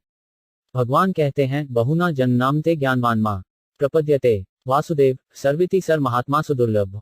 गीता 7:159। बहुत जन्मों के अंतिम जन्म में अर्थात मनुष्य जन्म में सब कुछ परमात्मा ही है। इस प्रकार जो ज्ञानवान मेरे शरण होता है वह महात्मा अत्यंत दुर्लभ है। कर्मयोगी, ज्ञानयोगी, ध्यानयोगी, लयोगी, हठयोगी, राजयोगी, मंत्रयोगी, अनासक्तयोगी आदि कई तरह के योगी हैं जो अपने योग में सिद्ध हो गए हैं, मुक्त हो गए हैं, पर उनको भगवान ने दुर्लभ नहीं बताया है। प्रत्युत सब कुछ वासुदेव ही है, इसका अनुभव करने वाले महात्मा को ही दुर्लभ बताया है। गीता में एक ही समग्र परमात्मा का 3 प्रकार से वर्णन आया है। एक परमात्मा सत भी है और असत भी है, सत सच्चा है। गीता 9:19। 2 परमात्मा सत भी हैं, असत भी हैं और सत असत से पर भी हैं, सदस तत्पर्यत। गीता 115:37। 3 परमात्मा न सत हैं और न असत ही हैं, न सत नासद उच्यते। गीता 13:12। इसका तात्पर्य है कि वास्तव में एक परमात्मा के सिवाय कुछ भी नहीं है। वह मन, बुद्धि और वाणी से सर्वथा अतीत है, इसलिए उसका वर्णन नहीं किया जा सकता, पर उसको प्राप्त किया जा सकता है। सत सच्चा है 9:19 तथा सदस तत्पर्यत 115:37। इन दोनों पदों से पसमामा के सगुण रूप की अनंतता, समग्रता सिद्ध होती है। सत और असत दोनों सापेक्ष होने से लौकिक हैं और जो इनसे परे है वह निरपेक्ष होने से अलौकिक है। लौकिक और अलौकिक दोनों ही समग्र परमात्मा के रूप हैं।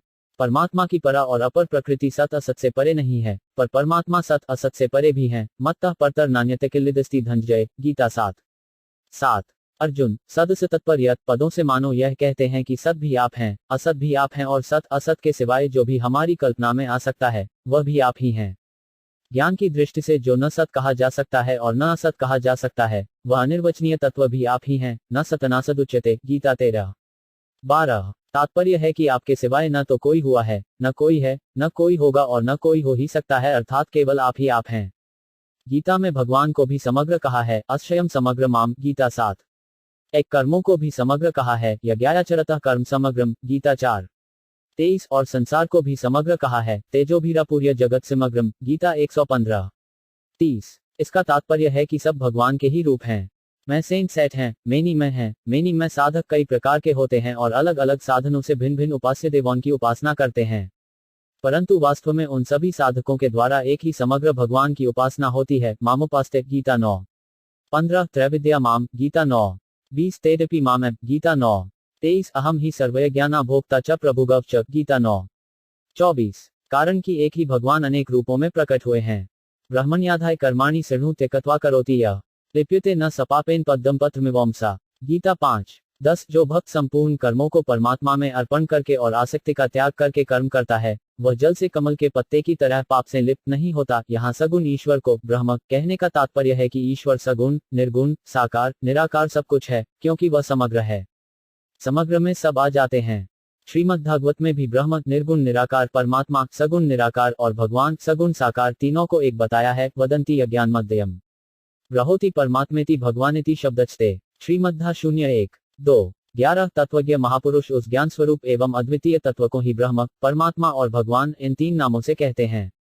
वह एक ही तत्व निर्गुण निराकार होने से ब्रह्म, सगुण निराकार होने से परमात्मा तथा सगुण साकार होने से भगवान नाम से कहा जाता है। तात्पर्य यह हुआ कि सगुण के अंतर्गत ब्रह्म, परमात्मा और भगवान ये तीनों आ जाते हैं, पर निर्गुण के अंतर्गत केवल ब्रह्म ही आता है, क्योंकि निर्गुण में गुणों का निषेध है। अतः निर्गुण सीमित है और सगुण समग्र है। वैष्णव लोग सगुण साकार भगवान के उत्सव को ब्रह्मोत्सव नाम से कहते हैं। अर्जुन ने भी भगवान श्री कृष्ण को ब्रह्म नाम से कहा है। पर ब्रह्म पर धाम पवित्र परम भवान। गीता 10:12। गीता में ब्रह्म के 3 नाम बताए हैं, 3% तत् और $तत्सदिति निर्देशों ब्रह्मण स्त्रिविद स्मृत। गीता 17:23। नाम नामी का संबंध होने से यह भी सगुण ही हुआ। मनुष्याना सहस्रेषु कश्चिन्मत्ति सिद्धे यत्तांपि सिद्धाना कश्रिमा वेति तत्वतः। गीता 7:3। हजारों मनुष्यों में कोई एक सिद्धि कल्याण के लिए यत्न करता है और उन यत्न करने वाले सिद्धों मुक्त पुरुषों में कोई एक ही मुझे यथार्थ रूप से जानता है। कर्मयोग, ज्ञानयोग, ध्यानयोग आदि जितने साधन हैं उन साधनों से यल करते हुए जो सिद्ध हो चुके हैं, ऐसे जीवन मुक्त ज्ञानी महापुरुषों भी सब कुछ भगवान ही हैं। इस प्रकार भगवान के समग्र रूप को यथार्थ रूप से अनुभव करने वाले प्रेमी भक्त दुर्लभ हैं। 7:19। यत्ताम्पि सिद्धानाम पदों का तात्पर्य है कि वे सिद्ध अर्थात जीवन मुक्त पुरुष अपनी स्थिति मुक्तावस्था से असंतुष्ट हैं और उनके भीतर परम प्रेम अनंत रस को प्राप्त करने की उत्कंठा है, भूख है। इसलिए ब्रह्मसूत्र में आया है, मुक्तों पशुप्यव्यपदेशात 15:3-2 उस प्रेम स्वरूप भगवान को मुक्त पुरुषों के लिए भी प्राप्तव्य बताया गया है। कारण यह है कि मुक्त होने पर नाशवान रस की कामना तो मिट जाती है, पर अनंत रस को भूख नहीं मिटती। वह भूख भगवान की कृपा से ही जागृत होती है। तात्पर्य है कि जो भगवान पर श्रद्धा विश्वास रखते हुए साधन करते हैं, जिनके भीतर भक्ति के संस्कार हैं, उनको भगवान ज्ञान में संतुष्ट नहीं होने देते, उसमें टिकने नहीं देते और उनकी मुक्ति के रस को फीका कर देते हैं। सिद्ध मुक्त तो कर्मयोगी, ज्ञानयोगी, ध्यानयोगी आदि सभी हो सकते हैं, पर भगवान के समग्र रूप को जानने वाले सब नहीं होते। अतः यत्ताम्पि सिद्धानाम पदों का तात्पर्य है कि वे यत् करते हुए अपनी पद्धति से सिद्ध तो हो गए, पर मेरे समग्र रूप को नहीं जान सके। कारण कि मेरे समग्र रूप को पराभक्ति से ही जाना जा सकता है। भक्त्या मांभिजानाति यावन्यश्चास्मि तत्वतः, गीता 18:50। कश्निमा वेति तत्वात् पदों में माम पद समग्र परमात्मा का वाचक है। भगवान के समग्र रूप को भगवान की कृपा से ही जाना जा सकता है, विचार से नहीं।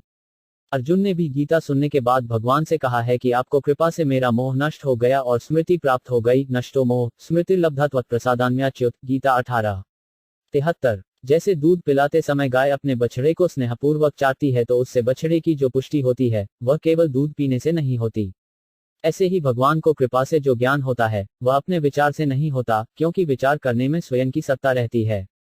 केवल निर्गुण को जानने वाला परमात्मा को तत्व से नहीं जानता, प्रत्युत सगुण निर्गुण दोनों को समग्र को जानने वाला ही परमात्मा को तत्व से जानता है। मत परतर नान्यत की ग्लिदस्ती धनज्ञाये मयि सर्वमिदं प्रोत सूत्रे मणिगणा डूब, गीता 7:7। धर्मशील विरक्त अरु ज्ञानी जीवन पुक्त ब्रह्म प्राणी सप्तेसो दुर्लभ सुराया राम भगति रत गत मद माया। मानस उत्तर 0754 3-4। हे धनंजय, मेरे सिवाय इस जगत का दूसरा कोई किंचिमात्र भी कारण तथा कार्य नहीं है।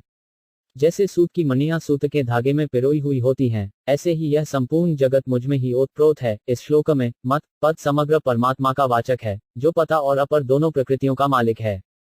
जैसे सूत की मणियां सूत के धागे में पिरोई हुई हो तो उनमें सूत के सिवाय और कुछ नहीं है, ऐसे ही संसार में भगवान के सिवाय और कुछ नहीं है। तात्पर्य है कि मणिरूप अपरा प्रकृति और धागा रूप परा प्रकृति दोनों में भगवान ही परिपूर्ण है। मणियां बनने में अपरा प्रकृति की मुख्यता है और धागा बनने में परा प्रकृति की मुख्यता है। मणिगणा पद बहुवचन में देने का तात्पर्य है कि अपरा प्रकृति स्थावर जंगम, जलचर थलचर नभचर, 14 भुवन, 84 लाख योनियां आदि अनंत रूपों में और अनंत समुदायों में विभक्त है। अपरा और परा का भेद अपरा प्रकृति के कारण ही है, क्योंकि अपरा को सत्ता और महत्ता देकर उसके साथ संबंध जोड़ने के कारण ही जीव है। जीवभूता महाबाहो धार्यते जगत, गीता 9:5। अतः अपरा प्रकृति जगत में भी है और जीव में भी, परंतु परमात्मा में न अपरा है, न परा है, न जगत है, न जीव है। तात्पर्य है कि वास्तव में न धागा है, न मणियां हैं, प्रत्युत एक सूत रुई ही है। इसी तरह न अपरा है, न पद है, प्रत्युत एक समग्र परमात्मा ही है। कारण ही कार्य में परिणत होता है, जैसे रुई ही धागा बनती है, बीज ही वृक्षश बनता है। अतः सबके परम कारण भगवान होने से सब रूपों में भगवान ही है। वासुदेव सर्वम, इसलिए भगवान के सिवाय दूसरी सत्ता को देखना भूल है। भगवान कहते हैं, मया ततमिदं सर्व जग व्यक्तमूर्तिना, गीता 9:4। यह सब संसार मेरे निराकार स्वरूप से व्याप्त है। मन बुद्धि इंद्रियों से जिसका ज्ञान होता है, वह भगवान का व्यक्तरूप है, और जो मन बुद्धि इंद्रियों का विषय नहीं है अर्थात मन आदि जिसको नहीं जान सकते, वह भगवान का अव्यक्त रूप है। यहाँ भगवान ने मया पद से व्यक्त साकार स्वरूप और अव्यक्त मूर्तिना पद से अव्यक्त निराकार स्वरूप बताया है। इसका तात्पर्य है कि भगवान व्यक्त रूप से भी हैं और अव्यक्त रूप से भी हैं। इस प्रकार भगवान की यहाँ व्यक्त अव्यक्त साकार निराकार कहने की गूढ़ाभिसंधि समग्र रूप से है, अर्थात सगुण निर्गुण साकार निराकार आदि का भेद तो संप्रदायों को लेकर है, वास्तव में परमात्मा एक है। ये सगुण निर्गुण आदि एक ही परमात्मा के अलग अलग विशेषण हैं, अलग अलग नाम हैं। भक्त्या त्वनया शक्य अहमे विधो 3 रजुन सातु दृष्टु चर तत्वेन प्रवेष्टम च परतप, गीता 115:54। हे शत्रुतापन अर्जुन, इस प्रकार चतुर्भुज रूप वाला मैं केवल अनन्य भक्ति से ही तत्व से जानने में तेषामेवानुकंपात् ब्रह्म ज्ञान जम तमया नाशयास्यात्मभावस्थो ज्ञान दीपेन भास्वता, गीता 10:11। उन भक्तों पर कृपा करने के लिए ही उनके स्वरूप होनेपन में रहने वाला मैं उनके अज्ञानजन्य अंधकार को दे दीप्यमान दीपक के बाद ज्ञान रूप दीपक के द्वारा नष्ट कर देता हूँ और साकार रूप से देखने में तथा प्रवेश प्राप्त करने में शक्य हूँ। जहाँ भगवान ने ज्ञान की परनिष्ठा बताई है, वहाँ ज्ञात से केवल जानना और प्रवेश करना ये दो ही बताए हैं। ततो मां तत्वतो ज्ञात्वा विशते तदनंतरम, गीता 18। 57 परंतु यहाँ भक्ति से जानना, देखना और प्रवेश करना ये तीनों बताए हैं। भक्ति से भगवान के दर्शन भी हो सकते हैं, यह भक्ति की विशेषता है, जबकि ज्ञान की परनिष्ठा होने पर भी भगवान के दर्शन नहीं होते। अतः भक्ति की विशेष महिमा है। भक्ति में समग्र की प्राप्ति होती है। ब्रह्म की प्राप्ति में जानना और प्रवेश करना ये दो बातें हो सकती हैं, पर समग्र की प्राप्ति में जानना, प्रवेश करना और देखना ये तीनों बातें होती हैं। कारण कि एकदेशीय में एकदेशीयता होती है और समग्र में समग्रता होती है। अविभक्त च भूतेषु विभक्तमिव च स्थितम भूतभर च तज्ञेयम ग्रसिष्णु प्रभविष्णु च। गीता 13:16। वे परमात्मा स्वयं विभाग रहित होते हुए भी संपूर्ण प्राणियों में विभक्त की तरह स्थित हैं और वे जानने योग्य परमात्मा ही संपूर्ण प्राणियों को उत्पन्न करने वाले तथा उनका भरण पोषण करने वाले और संहार करने वाले हैं। इस श्लोक में परमात्मा के समग्र रूप का वर्णन हुआ है। जैसे संसार भौतिक दृष्टि से एक है, ऐसे ही वास्तविक तत्व परमात्मा भी एक है, अविभक्त है। परंतु जैसे संसार पांच भौतिक दृष्टि से एक होते हुए भी अनेक वस्तुओं, व्यक्तियों, जड़ चेतन, स्थावर जंगम आदि के रूप में दिखता है, ऐसे ही परमात्मा एक होते हुए भी अनेक रूपों में दिखते हैं। तात्पर्य है कि परमात्मा एक होते हुए भी अनेक हैं और अनेक होते हुए भी एक हैं। वास्तविक सत्ता कभी दो हो सकती ही नहीं, क्योंकि दो होने से असत आ जाता है। उत्पन्न करने वाले भी परमात्मा हैं और उत्पन्न होने वाले भी परमात्मा हैं। भरण पोषण करने वाले भी परमात्मा हैं और जिनका भरण पोषण होता है वे भी परमात्मा हैं। संहार करने वाले भी परमात्मा हैं और जिनका संहार होता है वे भी परमात्मा हैं। आत्मा तदिदम विश्व सृजते सृजति प्रभो जरायते जाति विश्वात्मा ह्यते हर्तीश्वरः। श्रीमद्धा 0:115। 28। 6 जो कुछ प्रत्यक्ष या अप्रत्यक्ष वस्तु है वह सर्वशक्तिमान परमात्मा ही है। जो कुछ सृष्टि प्रतीत हो रही है इसके निमित्त कारण भी वे ही हैं और उपादान कारण भी वे ही हैं, अर्थात वे ही विश्व बनाते हैं और वे ही विश्व बनते हैं। वे ही रक्षक हैं और वे ही रक्षित हैं। वे ही सर्वात्मा भगवान इसका संहार करते हैं और जिसका संहार होता है वह भी वे ही हैं। इति क्षेत्र तथा ज्ञान ज्ञेय चोक समासतः मद्धकत एतद्विज्ञाय मद्भधावायोपचते। गीता 13:18। इस प्रकार क्षेत्र तथा ज्ञान और ज्ञेय को संक्षेप से कहा गया है। मेरा भक्त इसको तत्व से जानकर मेरे भाव को प्राप्त हो जाता है। यहाँ मद्धक एतद्विज्ञाय पदों का तात्पर्य है कि समग्र परमात्मा का ज्ञान भक्ति से ही हो सकता है। अतः साधक को भक्त होना चाहिए। मातर भक्तियोगेन सेवते स गुणास्मति ततांजभुयाय कल्पते। गीता 14:26। जो मनुष्य अव्यभिचारी भक्तियोग के द्वारा मेष सेवन करता है वह इन गुणों का अतिक्रमण करके ब्रह्म प्राप्ति का पात्र हो जाता है। भक्ति से साधक जो भी चाहता है उसी की प्राप्ति हो जाती है। जो साधक मुख्य रूप से ब्रह्म की प्राप्ति अर्थात मुक्ति तत्वज्ञान चाहता है उसको भक्ति करने से ब्रह्म की प्राप्ति हो जाती है, क्योंकि ब्रह्म की प्रतिष्ठा भगवान ही है। ब्रह्मणो ही प्रतिष्ठा है। गीता 14:27। ब्रह्म समग्र भगवान का ही एक अंग है, स्वरूप है। ते ब्रह्म तद्विदु। गीता 7:29। भगवान ने भक्ति को भी ज्ञान प्राप्ति का साधन बताया है। मयि चानन्ययोगेन भक्तिरव्यभिचारिणी। गीता 13:10। श्रीमद् भागवत में सगुण को उपासना को निर्गुण गुणों से अतीत बताया गया है, जैसे मन्निकेतम तु निर्गुणम 11:25 मत्सेवाया तु निर्गुणा 11:25 27 आदि। इसलिए सगुण की उपासना करने वाला तीनों गुणों से अतीत हो जाता है। सगुण भगवान भी गुणों के आश्रित नहीं है, प्रत्युत गुण उनके आश्रित हैं। जो सत्वगत तम गुणों के वश में है उसका नाम सगुण नहीं है, प्रत्युत जिसमें असीम ऐश्वर्य, माधुर्य, सौंदर्य, औदार्य आदि अनंत दिव्य गुण नित्य विद्यमान रहते हैं उसका नाम सगुण है। भगवान के द्वारा सात्विक, राजस अथवा तामस क्रियाएं हो सकती हैं, पर वे उन गुणों के वश में नहीं होते। भगवान की तरफ चलने से भक्त स्वत और सुगमता से गुणातीत हो जाता है। इतना ही नहीं, उसको भगवान के समग्र रूप का भी ज्ञान हो जाता है। ज्ञान की प्रधानता होने पर साधक भगवान के निर्गुण रूप को ही जानता है, पर भक्ति की प्रधानता होने पर साधक भगवान के समग्र रूप को जानता है। जैसे बछड़ा गाय के एक स्तन का पान करता है तो गाय के चारों स्तनों से दूध टपकने लगता है, ऐसे ही भक्त का भगवान की तरफ आकर्षण प्रेम होता है तो भगवान कृपा करके अपने समग्र रूप को प्रकट कर देते हैं। यो मामेवं संपो जानाति पुरुषोत्तमम स सर्वविद्ध जति मां सर्वभावन भारत।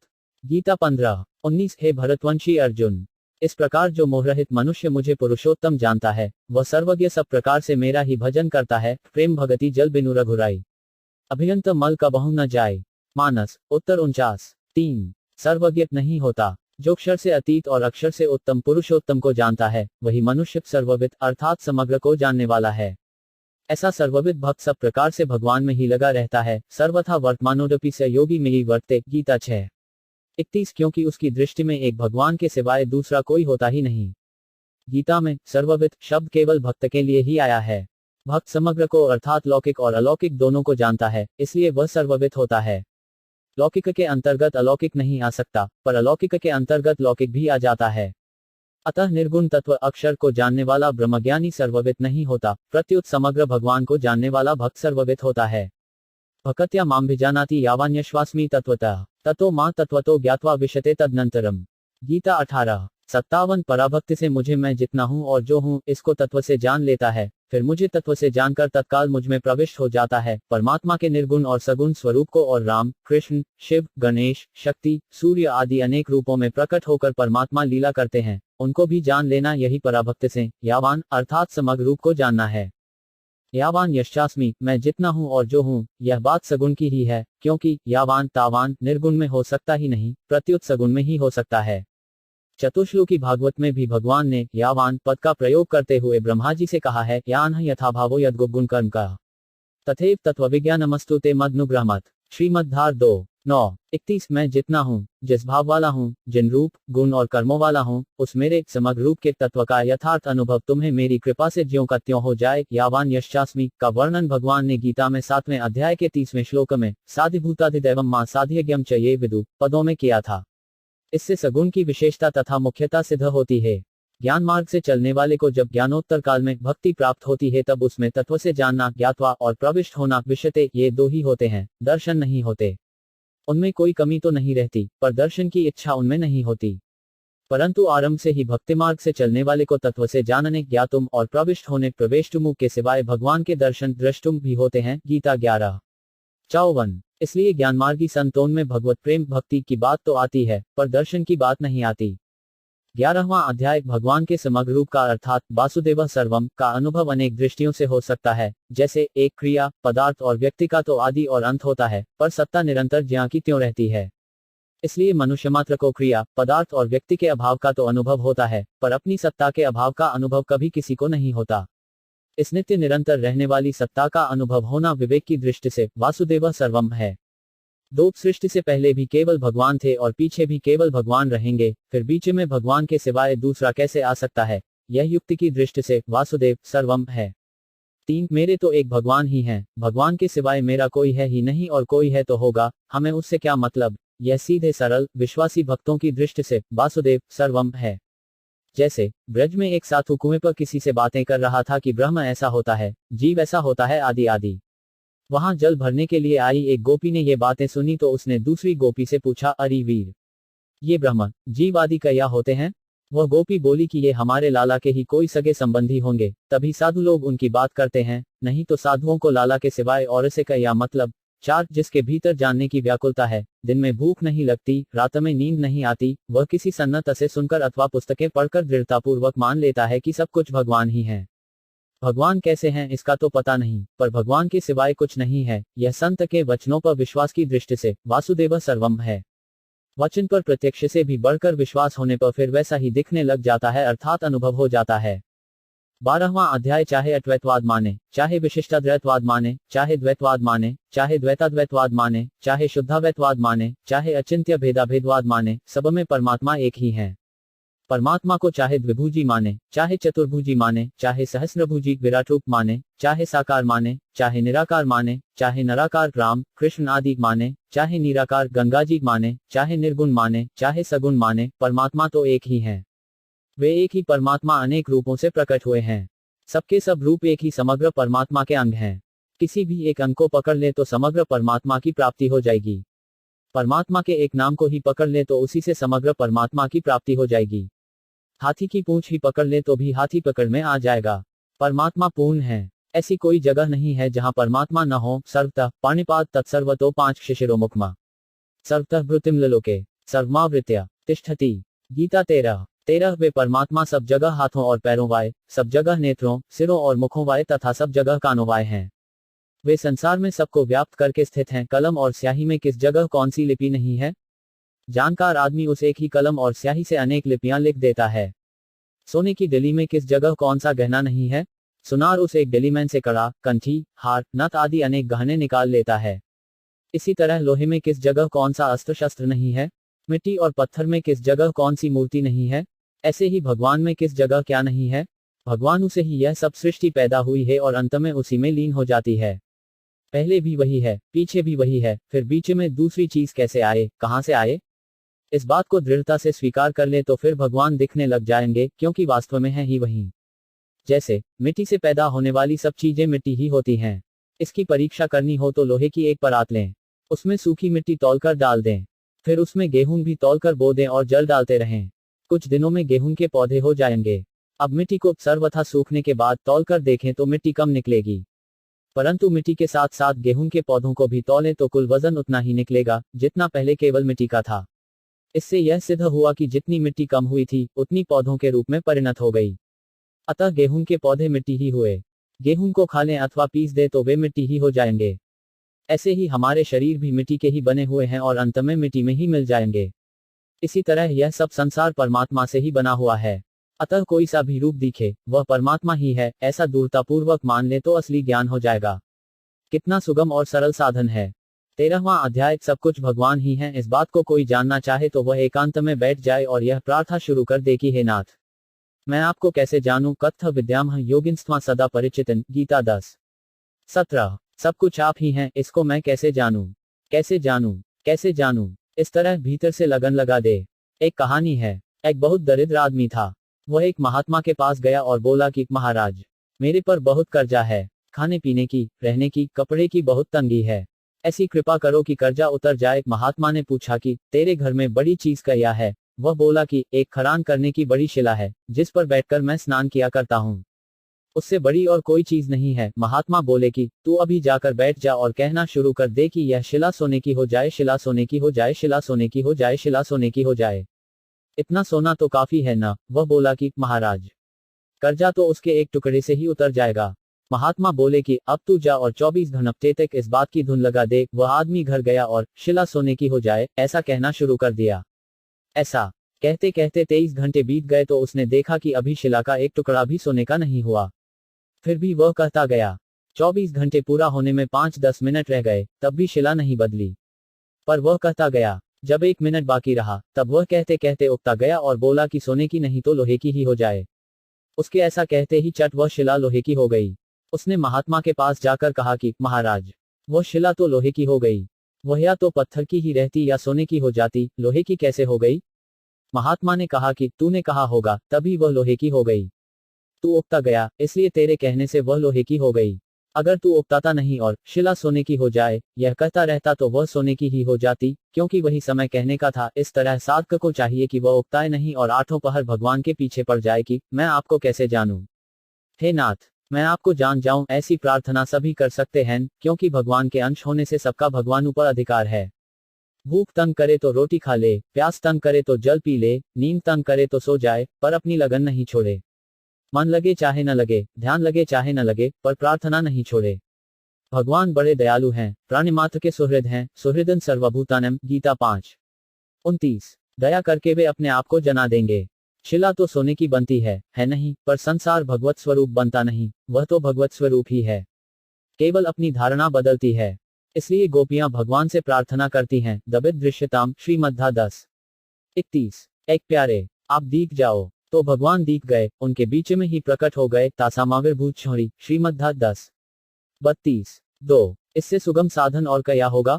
14वां अध्याय समग्र भगवान श्री कृष्ण। श्रीमद् भगवद गीता के अनुसार श्री कृष्ण ही समग्र पर्यात्मा हैं।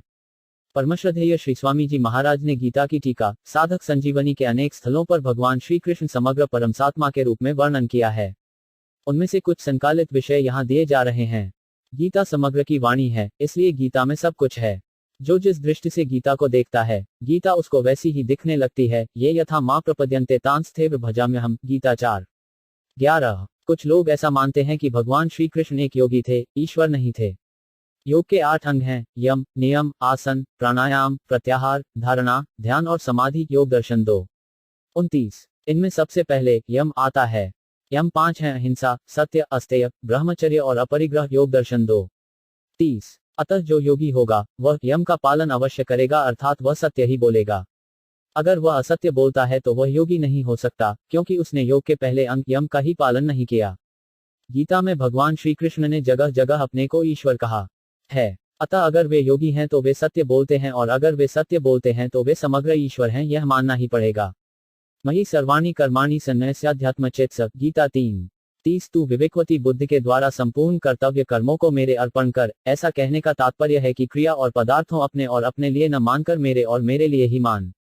कारण कि भगवान समग्र हैं और संपूर्ण कर्म तथा पदार्थ अधिभूत समग्र भगवान के ही अंतर्गत हैं। गीता 7:29-30। उस समग्र भगवान के लिए ही यहाँ मयि पद आया है। योगी नामपि सर्वेषां मदक्तेन अत्रात्मना श्रद्धावान भजते यो मां स मे युक्ततमो मतः। गीता 6:47। संपूर्ण योगियों में भी जो श्रद्धावान भक्त मुझ में तल्लीन हुए मन से मेरा भजन करता है, वह मेरे मत में सर्वश्रेष्ठ योगी है। कर्मयोगी, ज्ञानयोगी, ध्यानयोगी, हठयोगी, लययोगी, राजयोगी आदि जितने भी योगी हो सकते हैं, उन सब योगियों में भगवान का भक्त सर्वश्रेष्ठ है। अपने भक्त के विषय में ऐसी बात भगवान ने और जगह भी कही है, जैसे ते में युक्ततमा मता। गीता 129। दो भक्ता ते तिग में प्रिया। गीता 12:20। सहयोगी परमो मतः। गीता 6:32। परमात्मा प्राप्ति के सभी साधनों में भक्ति मुख्य है। इतना ही नहीं, सभी साधनों का अंत भक्ति में ही होता है। कर्मयोग, ज्ञानयोग आदि तो साधन है, पर भक्ति साध्य है। भक्ति इतनी व्यापक है कि वह प्रत्येक साधन के आदि में भी है और अंत में भी है। भक्ति प्रत्येक साधन के आरंभ में पारमार्थिक आकर्षण के रूप में रहती है, क्योंकि परमात्मा में आकर्षण हुए बिना कोई मनुष्य साधन में लग ही नहीं सकता। साधन के अंत में भक्ति प्रतिक्षण वर्धमान प्रेम के रूप में रहती है। मद्भक्ति लभते पराम। गीता 18:54। इसलिए ब्रह्मसूत्र में अन्य सब धर्मों को अपेक्षा भगवत भक्ति विषयक धर्म को श्रेष्ठ बताया गया है। अत्स्त्विर्जयोलिड्वच 3:4-39। प्रस्तुत श्लोक से यह सिद्ध होता है कि भगवान श्री कृष्ण समग्र हैं और उनकी भक्ति अलौकिक है। उस भक्ति की प्राप्ति में ही मानव जीवन की पूर्णता है। साधिभूताधिदैव मां साधियज्ञम चर ये विदुः प्रयाण काले ठपी अम्मा ते विदुर्युक्त श्रेतस। गीता 7:30। जो मनुष्य अधिभूत तथा अधिदेव के सहित और अधियज्ञ के सहित मुझे जानते हैं, वे मुझ में लगे हुए चित्त वाले मनुष्य अंतकाल में भी मुझे ही जानते हैं, अर्थात प्राप्त होते हैं। अधिभूत, अधिदेव और अधियज्ञ के सहित भगवान को जानने का तात्पर्य है कि भगवान श्री कृष्ण के क्षतानाम्य विपिसन। गीता 4:6। सर्वलोक महेश्वरम। गीता 5:29। मत परतर नान्यकिंचिदस्ति। गीता 7:7। मया ततमिदं सर्व जग व्यक्तमूर्तिना। गीता 9:4। यो मां जमनादि च वेति लोक महेश्वरम। गीता 10:3। सर्वस्य चा हृदि सन्निविष्ट। गीता 15:15 आदि आदि। शरीर के किसी एक अंश में विराट रूप है और उस विराट रूप में अधिभूत अनंत ब्रह्मांड, अधिदेव ब्रह्मा जी और अधियज्ञ विष्णु आदि सभी हैं। जैसा कि अर्जुन ने कहा है, हे देव, मैं आपके शरीर में संपूर्ण प्राणियों को, जिनकी नाभ से कमल निकला है, उन विष्णु को, कमल पर विराजमान ब्रह्मों को और शंकर आदि को देख रहा हूं। पश्यामि देवांस्तव देव देहे सर्वास्था भूत विशेषस्थभन ब्रह्मांडमीश कमलासनस्थ ऋषिशेष सर्वानुर्गांशश दिव्यानु। गीता 11:15। अतः अधिभूत, अधिदेव और अधियज्ञ भगवान श्री कृष्ण ही हैं। श्री कृष्ण ही समग्र भगवान चतुर्भुज। भगवान ने गीता के 7वें अध्याय के अंत में समग्र रूप वर्णन के आदि और अंत में माम पद दिया है, जो समग्र का वाचक है। माम श्रित्यक 7:29 और मां ते विदु 7:30। 3:03 न में न फेम अधिभूत शोभाव पुरुषश्चाधिदैवत्म अधियज्ञों में बात देह देहभूता बर। गीता 4। हे देहधारियों में श्रेष्ठ अर्जुन, क्षर भाव अर्थात नाशवान पदार्थ अधिभूत हैं, पुरुष अर्थात हिरण्यगर्भ ब्रह्मा अधिदेव हैं और इस देह में अंतर्यामी रूप से मैं ही अधियज्ञ हूँ। ज्ञान में ब्रह्म के साथ एकता होती है और प्रेम में अंतर्यामी भगवान के साथ अभिन्नता होती है।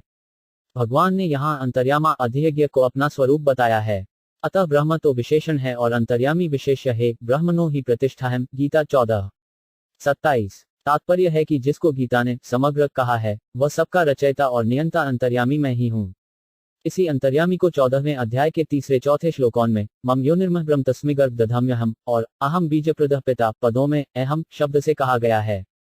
गीता में ब्रह्म के लिए कहा है न सतना सदुच्यते 13:12 और समग्र भगवान के लिए कहा है सत्सच्चाहम 9:19 सदस्य तत्पर्यत 11:37 मामुपेत्य तु कौन्तेय पुनर्जन्म न विद्यते। गीता 8:16 हे कौन्तेय, मुझे प्राप्त होने पर पुनर्जन्म नहीं होता। यहाँ मामुपेत्य में माम पद समग्र परमात्मा का वाचक है, जो परा और अपरा दोनों का मालिक है। गीता में 8वें अध्याय के 8वें से 16वें श्लोक तक के 9 श्लोकों से यह सिद्ध होता है कि भगवान श्री कृष्ण ही सर्वोपरि पूर्ण परमात्मा हैं। वे ही समग्र परमात्मा हैं। उनके अंतर्गत ही सगुण निराकार और निर्गुण निराकार आ जाते हैं। अतः इनका प्रेम प्राप्त करना ही मनुष्य का परम पुरुषार्थ है।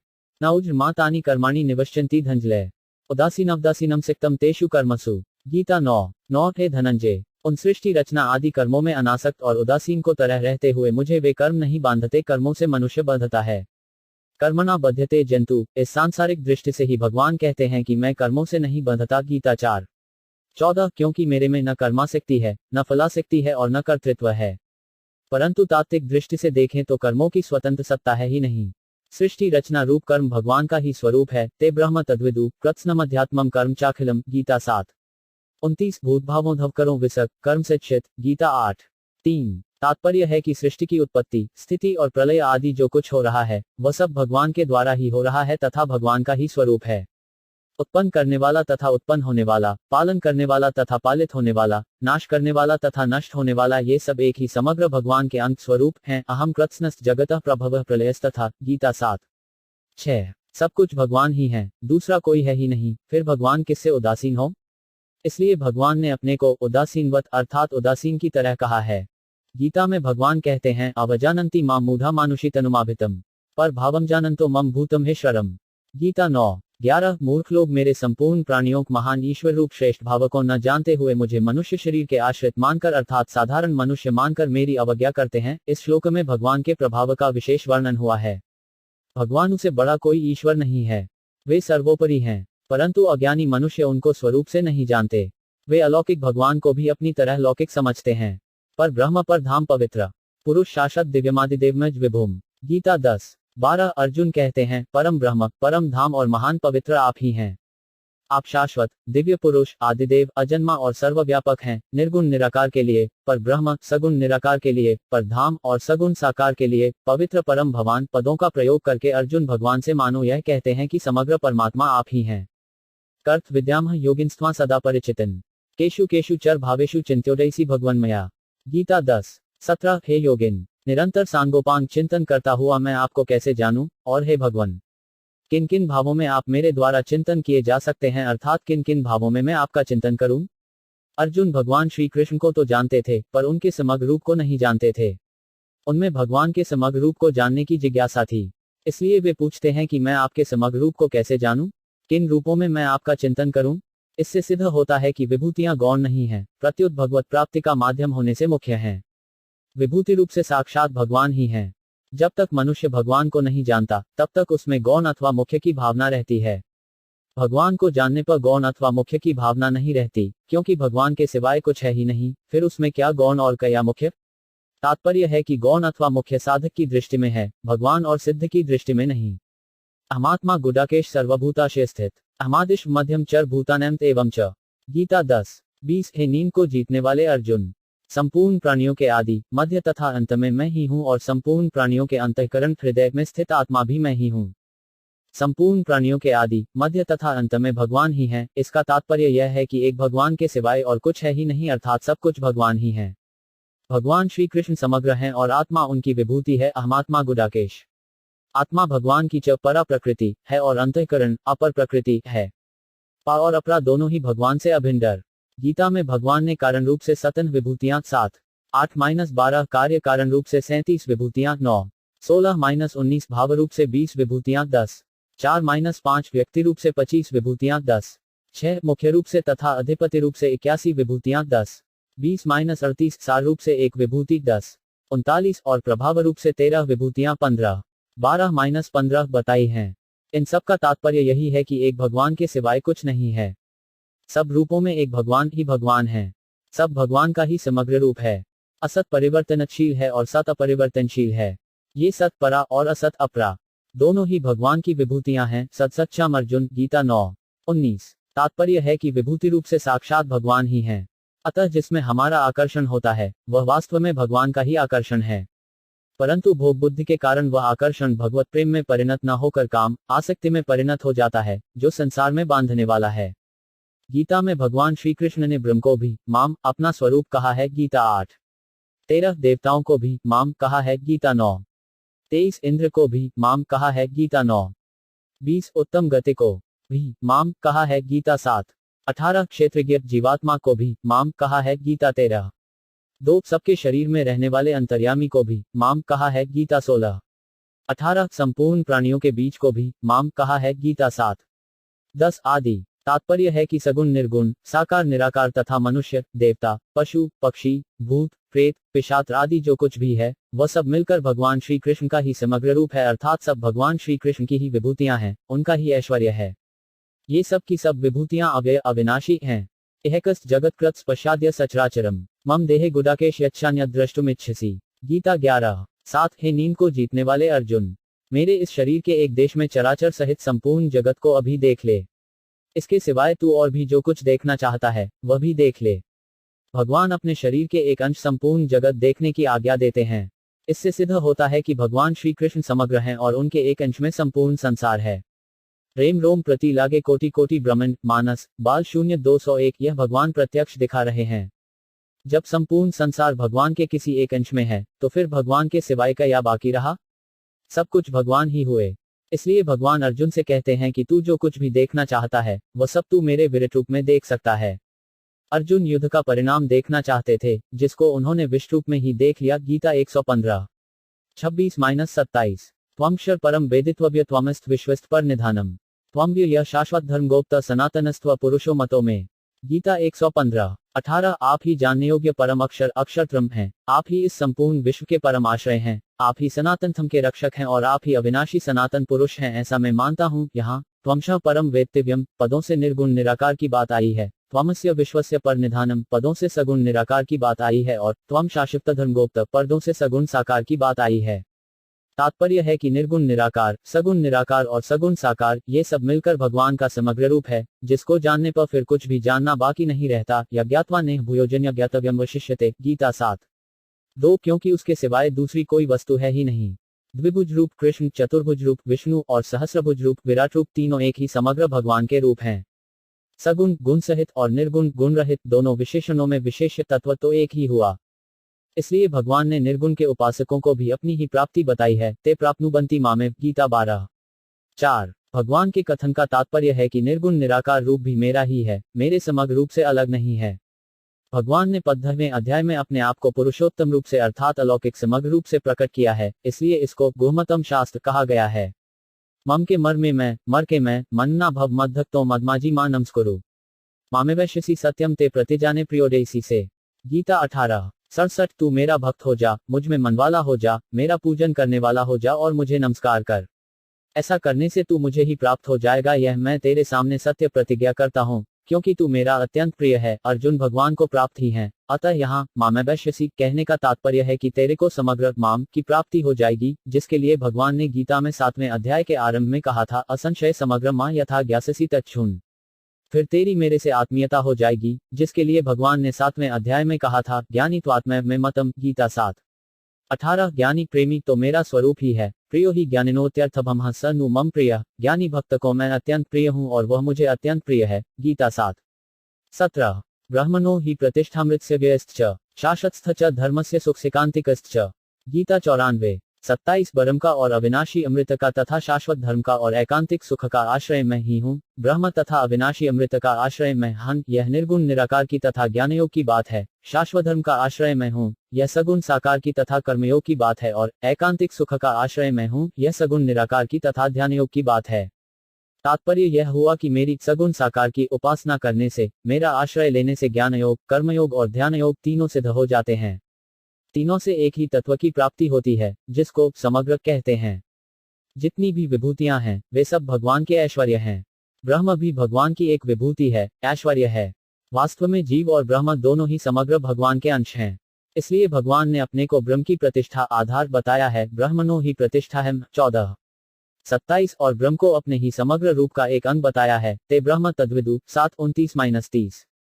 निर्गुण निराकार के अनन्य उपासक मधुसूदनाचार्य जी को भी कहना पड़ा, अद्वैतविधि पश्चिकर उपास्था स्वराज्य सिंहासन लब्ध दीक्षा शठय केनापि वब हठय दासीकृता गोपवधु बेटेन।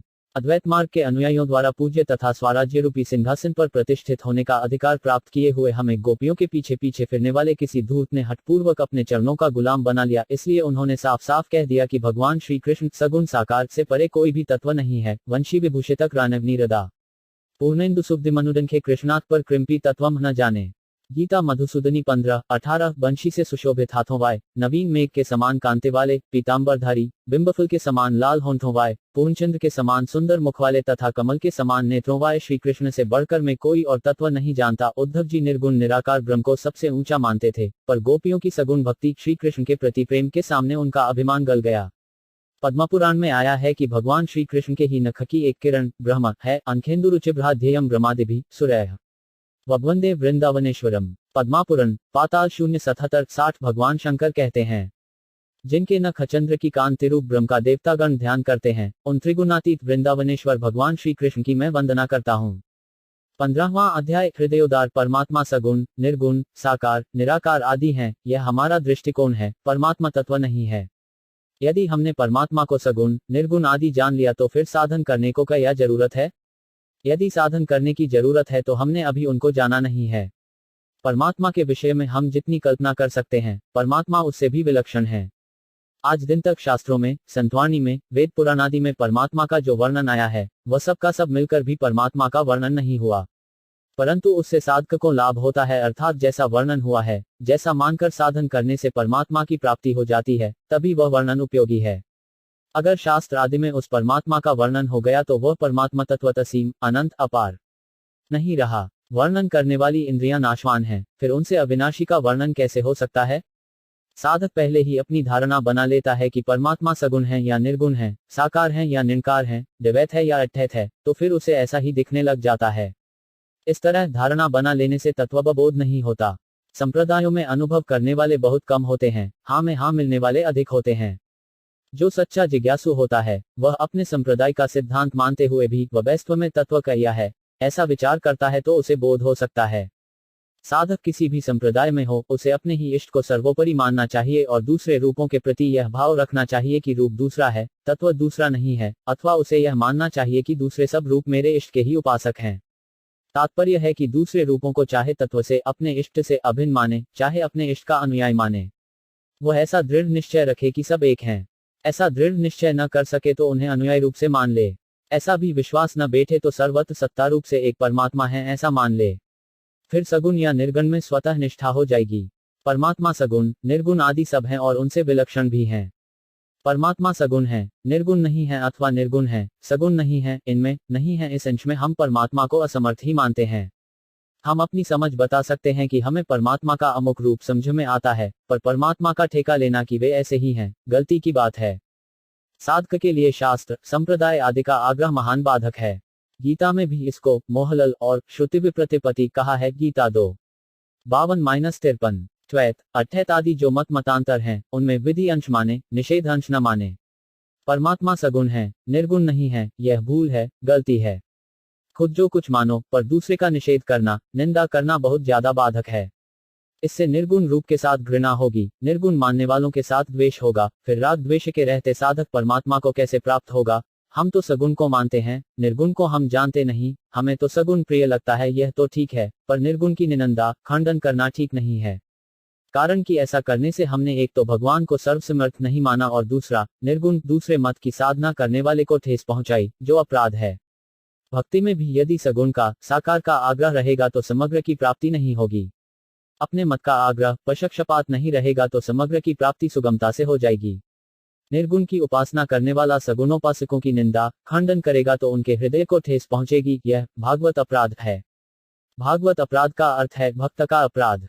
जो निषिद्ध आचरण में लगे हैं, उनकी निंदा तो ठीक है, पर जो विहित में लगे हैं, उनकी निंदा से अपनी ही हानि होती है।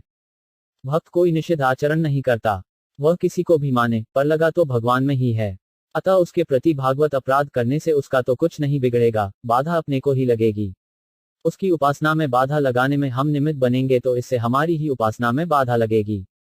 हम दूसरे मत का खंडन करते हैं तो इससे अपना मत ही कमजोर सिद्ध होता है, क्योंकि हमने दूसरे के मत में अपना मत नहीं है, यह स्वीकार कर लिया। निराकार का खंडन करने से साकार कमजोर सिद्ध होता है कि हमारा साकार निराकार नहीं है। दो पक्ष एक दूसरे का खंडन करते हैं, दूसरे मत को अथवा इष्ट को कमजोर बताते हैं तो वास्तव में दोनों के इष्ट कमजोर नहीं है, प्रत्युत वे दोनों खुद कमजोर हैं। वास्तव में दूसरी सत्ता बाधक नहीं है, प्रत्युत जड़ पदार्थों में आसक्ति बाधक है। भक्ति में भेद बुद्धि तभी बाधक होगी जब आसक्ति हो, जबकि भक्ति में प्रेम होता है, आसक्ति नहीं होती। प्रेम आसक्ति को मिटाता है। अतः द्वैत अथवा अद्वैत बाधक नहीं है, प्रत्युत आसक्ति बाधक है। भक्ति में भी अद्वैत बाधक नहीं है, आसक्ति बाधक है। अतः द्वैत अद्वैत में कोई विरोध नहीं है। गीता में सगुण को मुख्यता है, सगुण का ही एक अंग निर्गुण है। यह भाव मुझे किसी संघ से अथवा किसी पुस्तक से नहीं मिला है, प्रत्युत गीता पढ़ते पढ़ते गीता से ही यह भाव मिला है। विचार करें तो कई युक्तियों से सगुण की मुख्यता सिद्ध होती है। सेठ जी श्री जयदयाल जी गोयंदा का निर्गुण को मुख्य मानते थे। पर उन्होंने भी एक बार मेरे से एकांत में कहा कि परमात्मा में एक शक्ति माननी ही पड़ेगी, माने बिना काम नहीं चलता, जिससे सृष्टिमात्र का संचालन होता है, उत्पत्ति स्थिति प्रलय होता है, ऐसी एक शक्ति परमात्मा में माननी ही पड़ेगी। यदि परमात्मा में कोई शक्ति स्वीकार न करे तो सृष्टि रचना आदि कार्य सिद्ध नहीं होंगे। यदि शक्ति को स्वीकार करेंगे तो सगुण की मुख्यता हो जाएगी। भाई जी श्री हनुमान प्रसाद जी पोद्दार कहते थे कि शांकर सिद्धांत की अपेक्षा रामानुज सिद्धांत ठीक जचता है, इससे सगुण की मुख्यता सिद्ध होती है। श्री सेवाराम जी महाराज निर्गुण निराकार के पक्षपाती थे, मुझे उनकी बात जचती नहीं थी। वे कहते थे कि इतने बड़े ग्रंथ योगवासिष्ठ में निर्गुण निराकार का ही वर्णन हुआ है। इस पर सेठ जी ने कहा कि योगवासिष्ठ के रचनाकार या तो सगुण को जानते नहीं थे या उन्होंने जानबूझकर सगुण का वर्णन नहीं किया। श्री शरणानंद जी महाराज क्रांतिकारी साधु थे, उनमें यह क्रांतिकारी विलक्षणता ईश्वर की शरणागति से ही आई थी, अतः सगुण की मुख्यता माननी पड़ेगी, नहीं तो उनमें विलक्षणता कहां से आई। यम शैवा समुपास्ते शिवविति ब्रह्मेति वेदांतिनो तैलोक्यनाथो हरि। इस श्लोक में भी ब्रह्म को सगुण हरि का ही एक रूप बताया है। मम दर्शन फल परम अनुपा जीव पाव निज सहज सरुषा।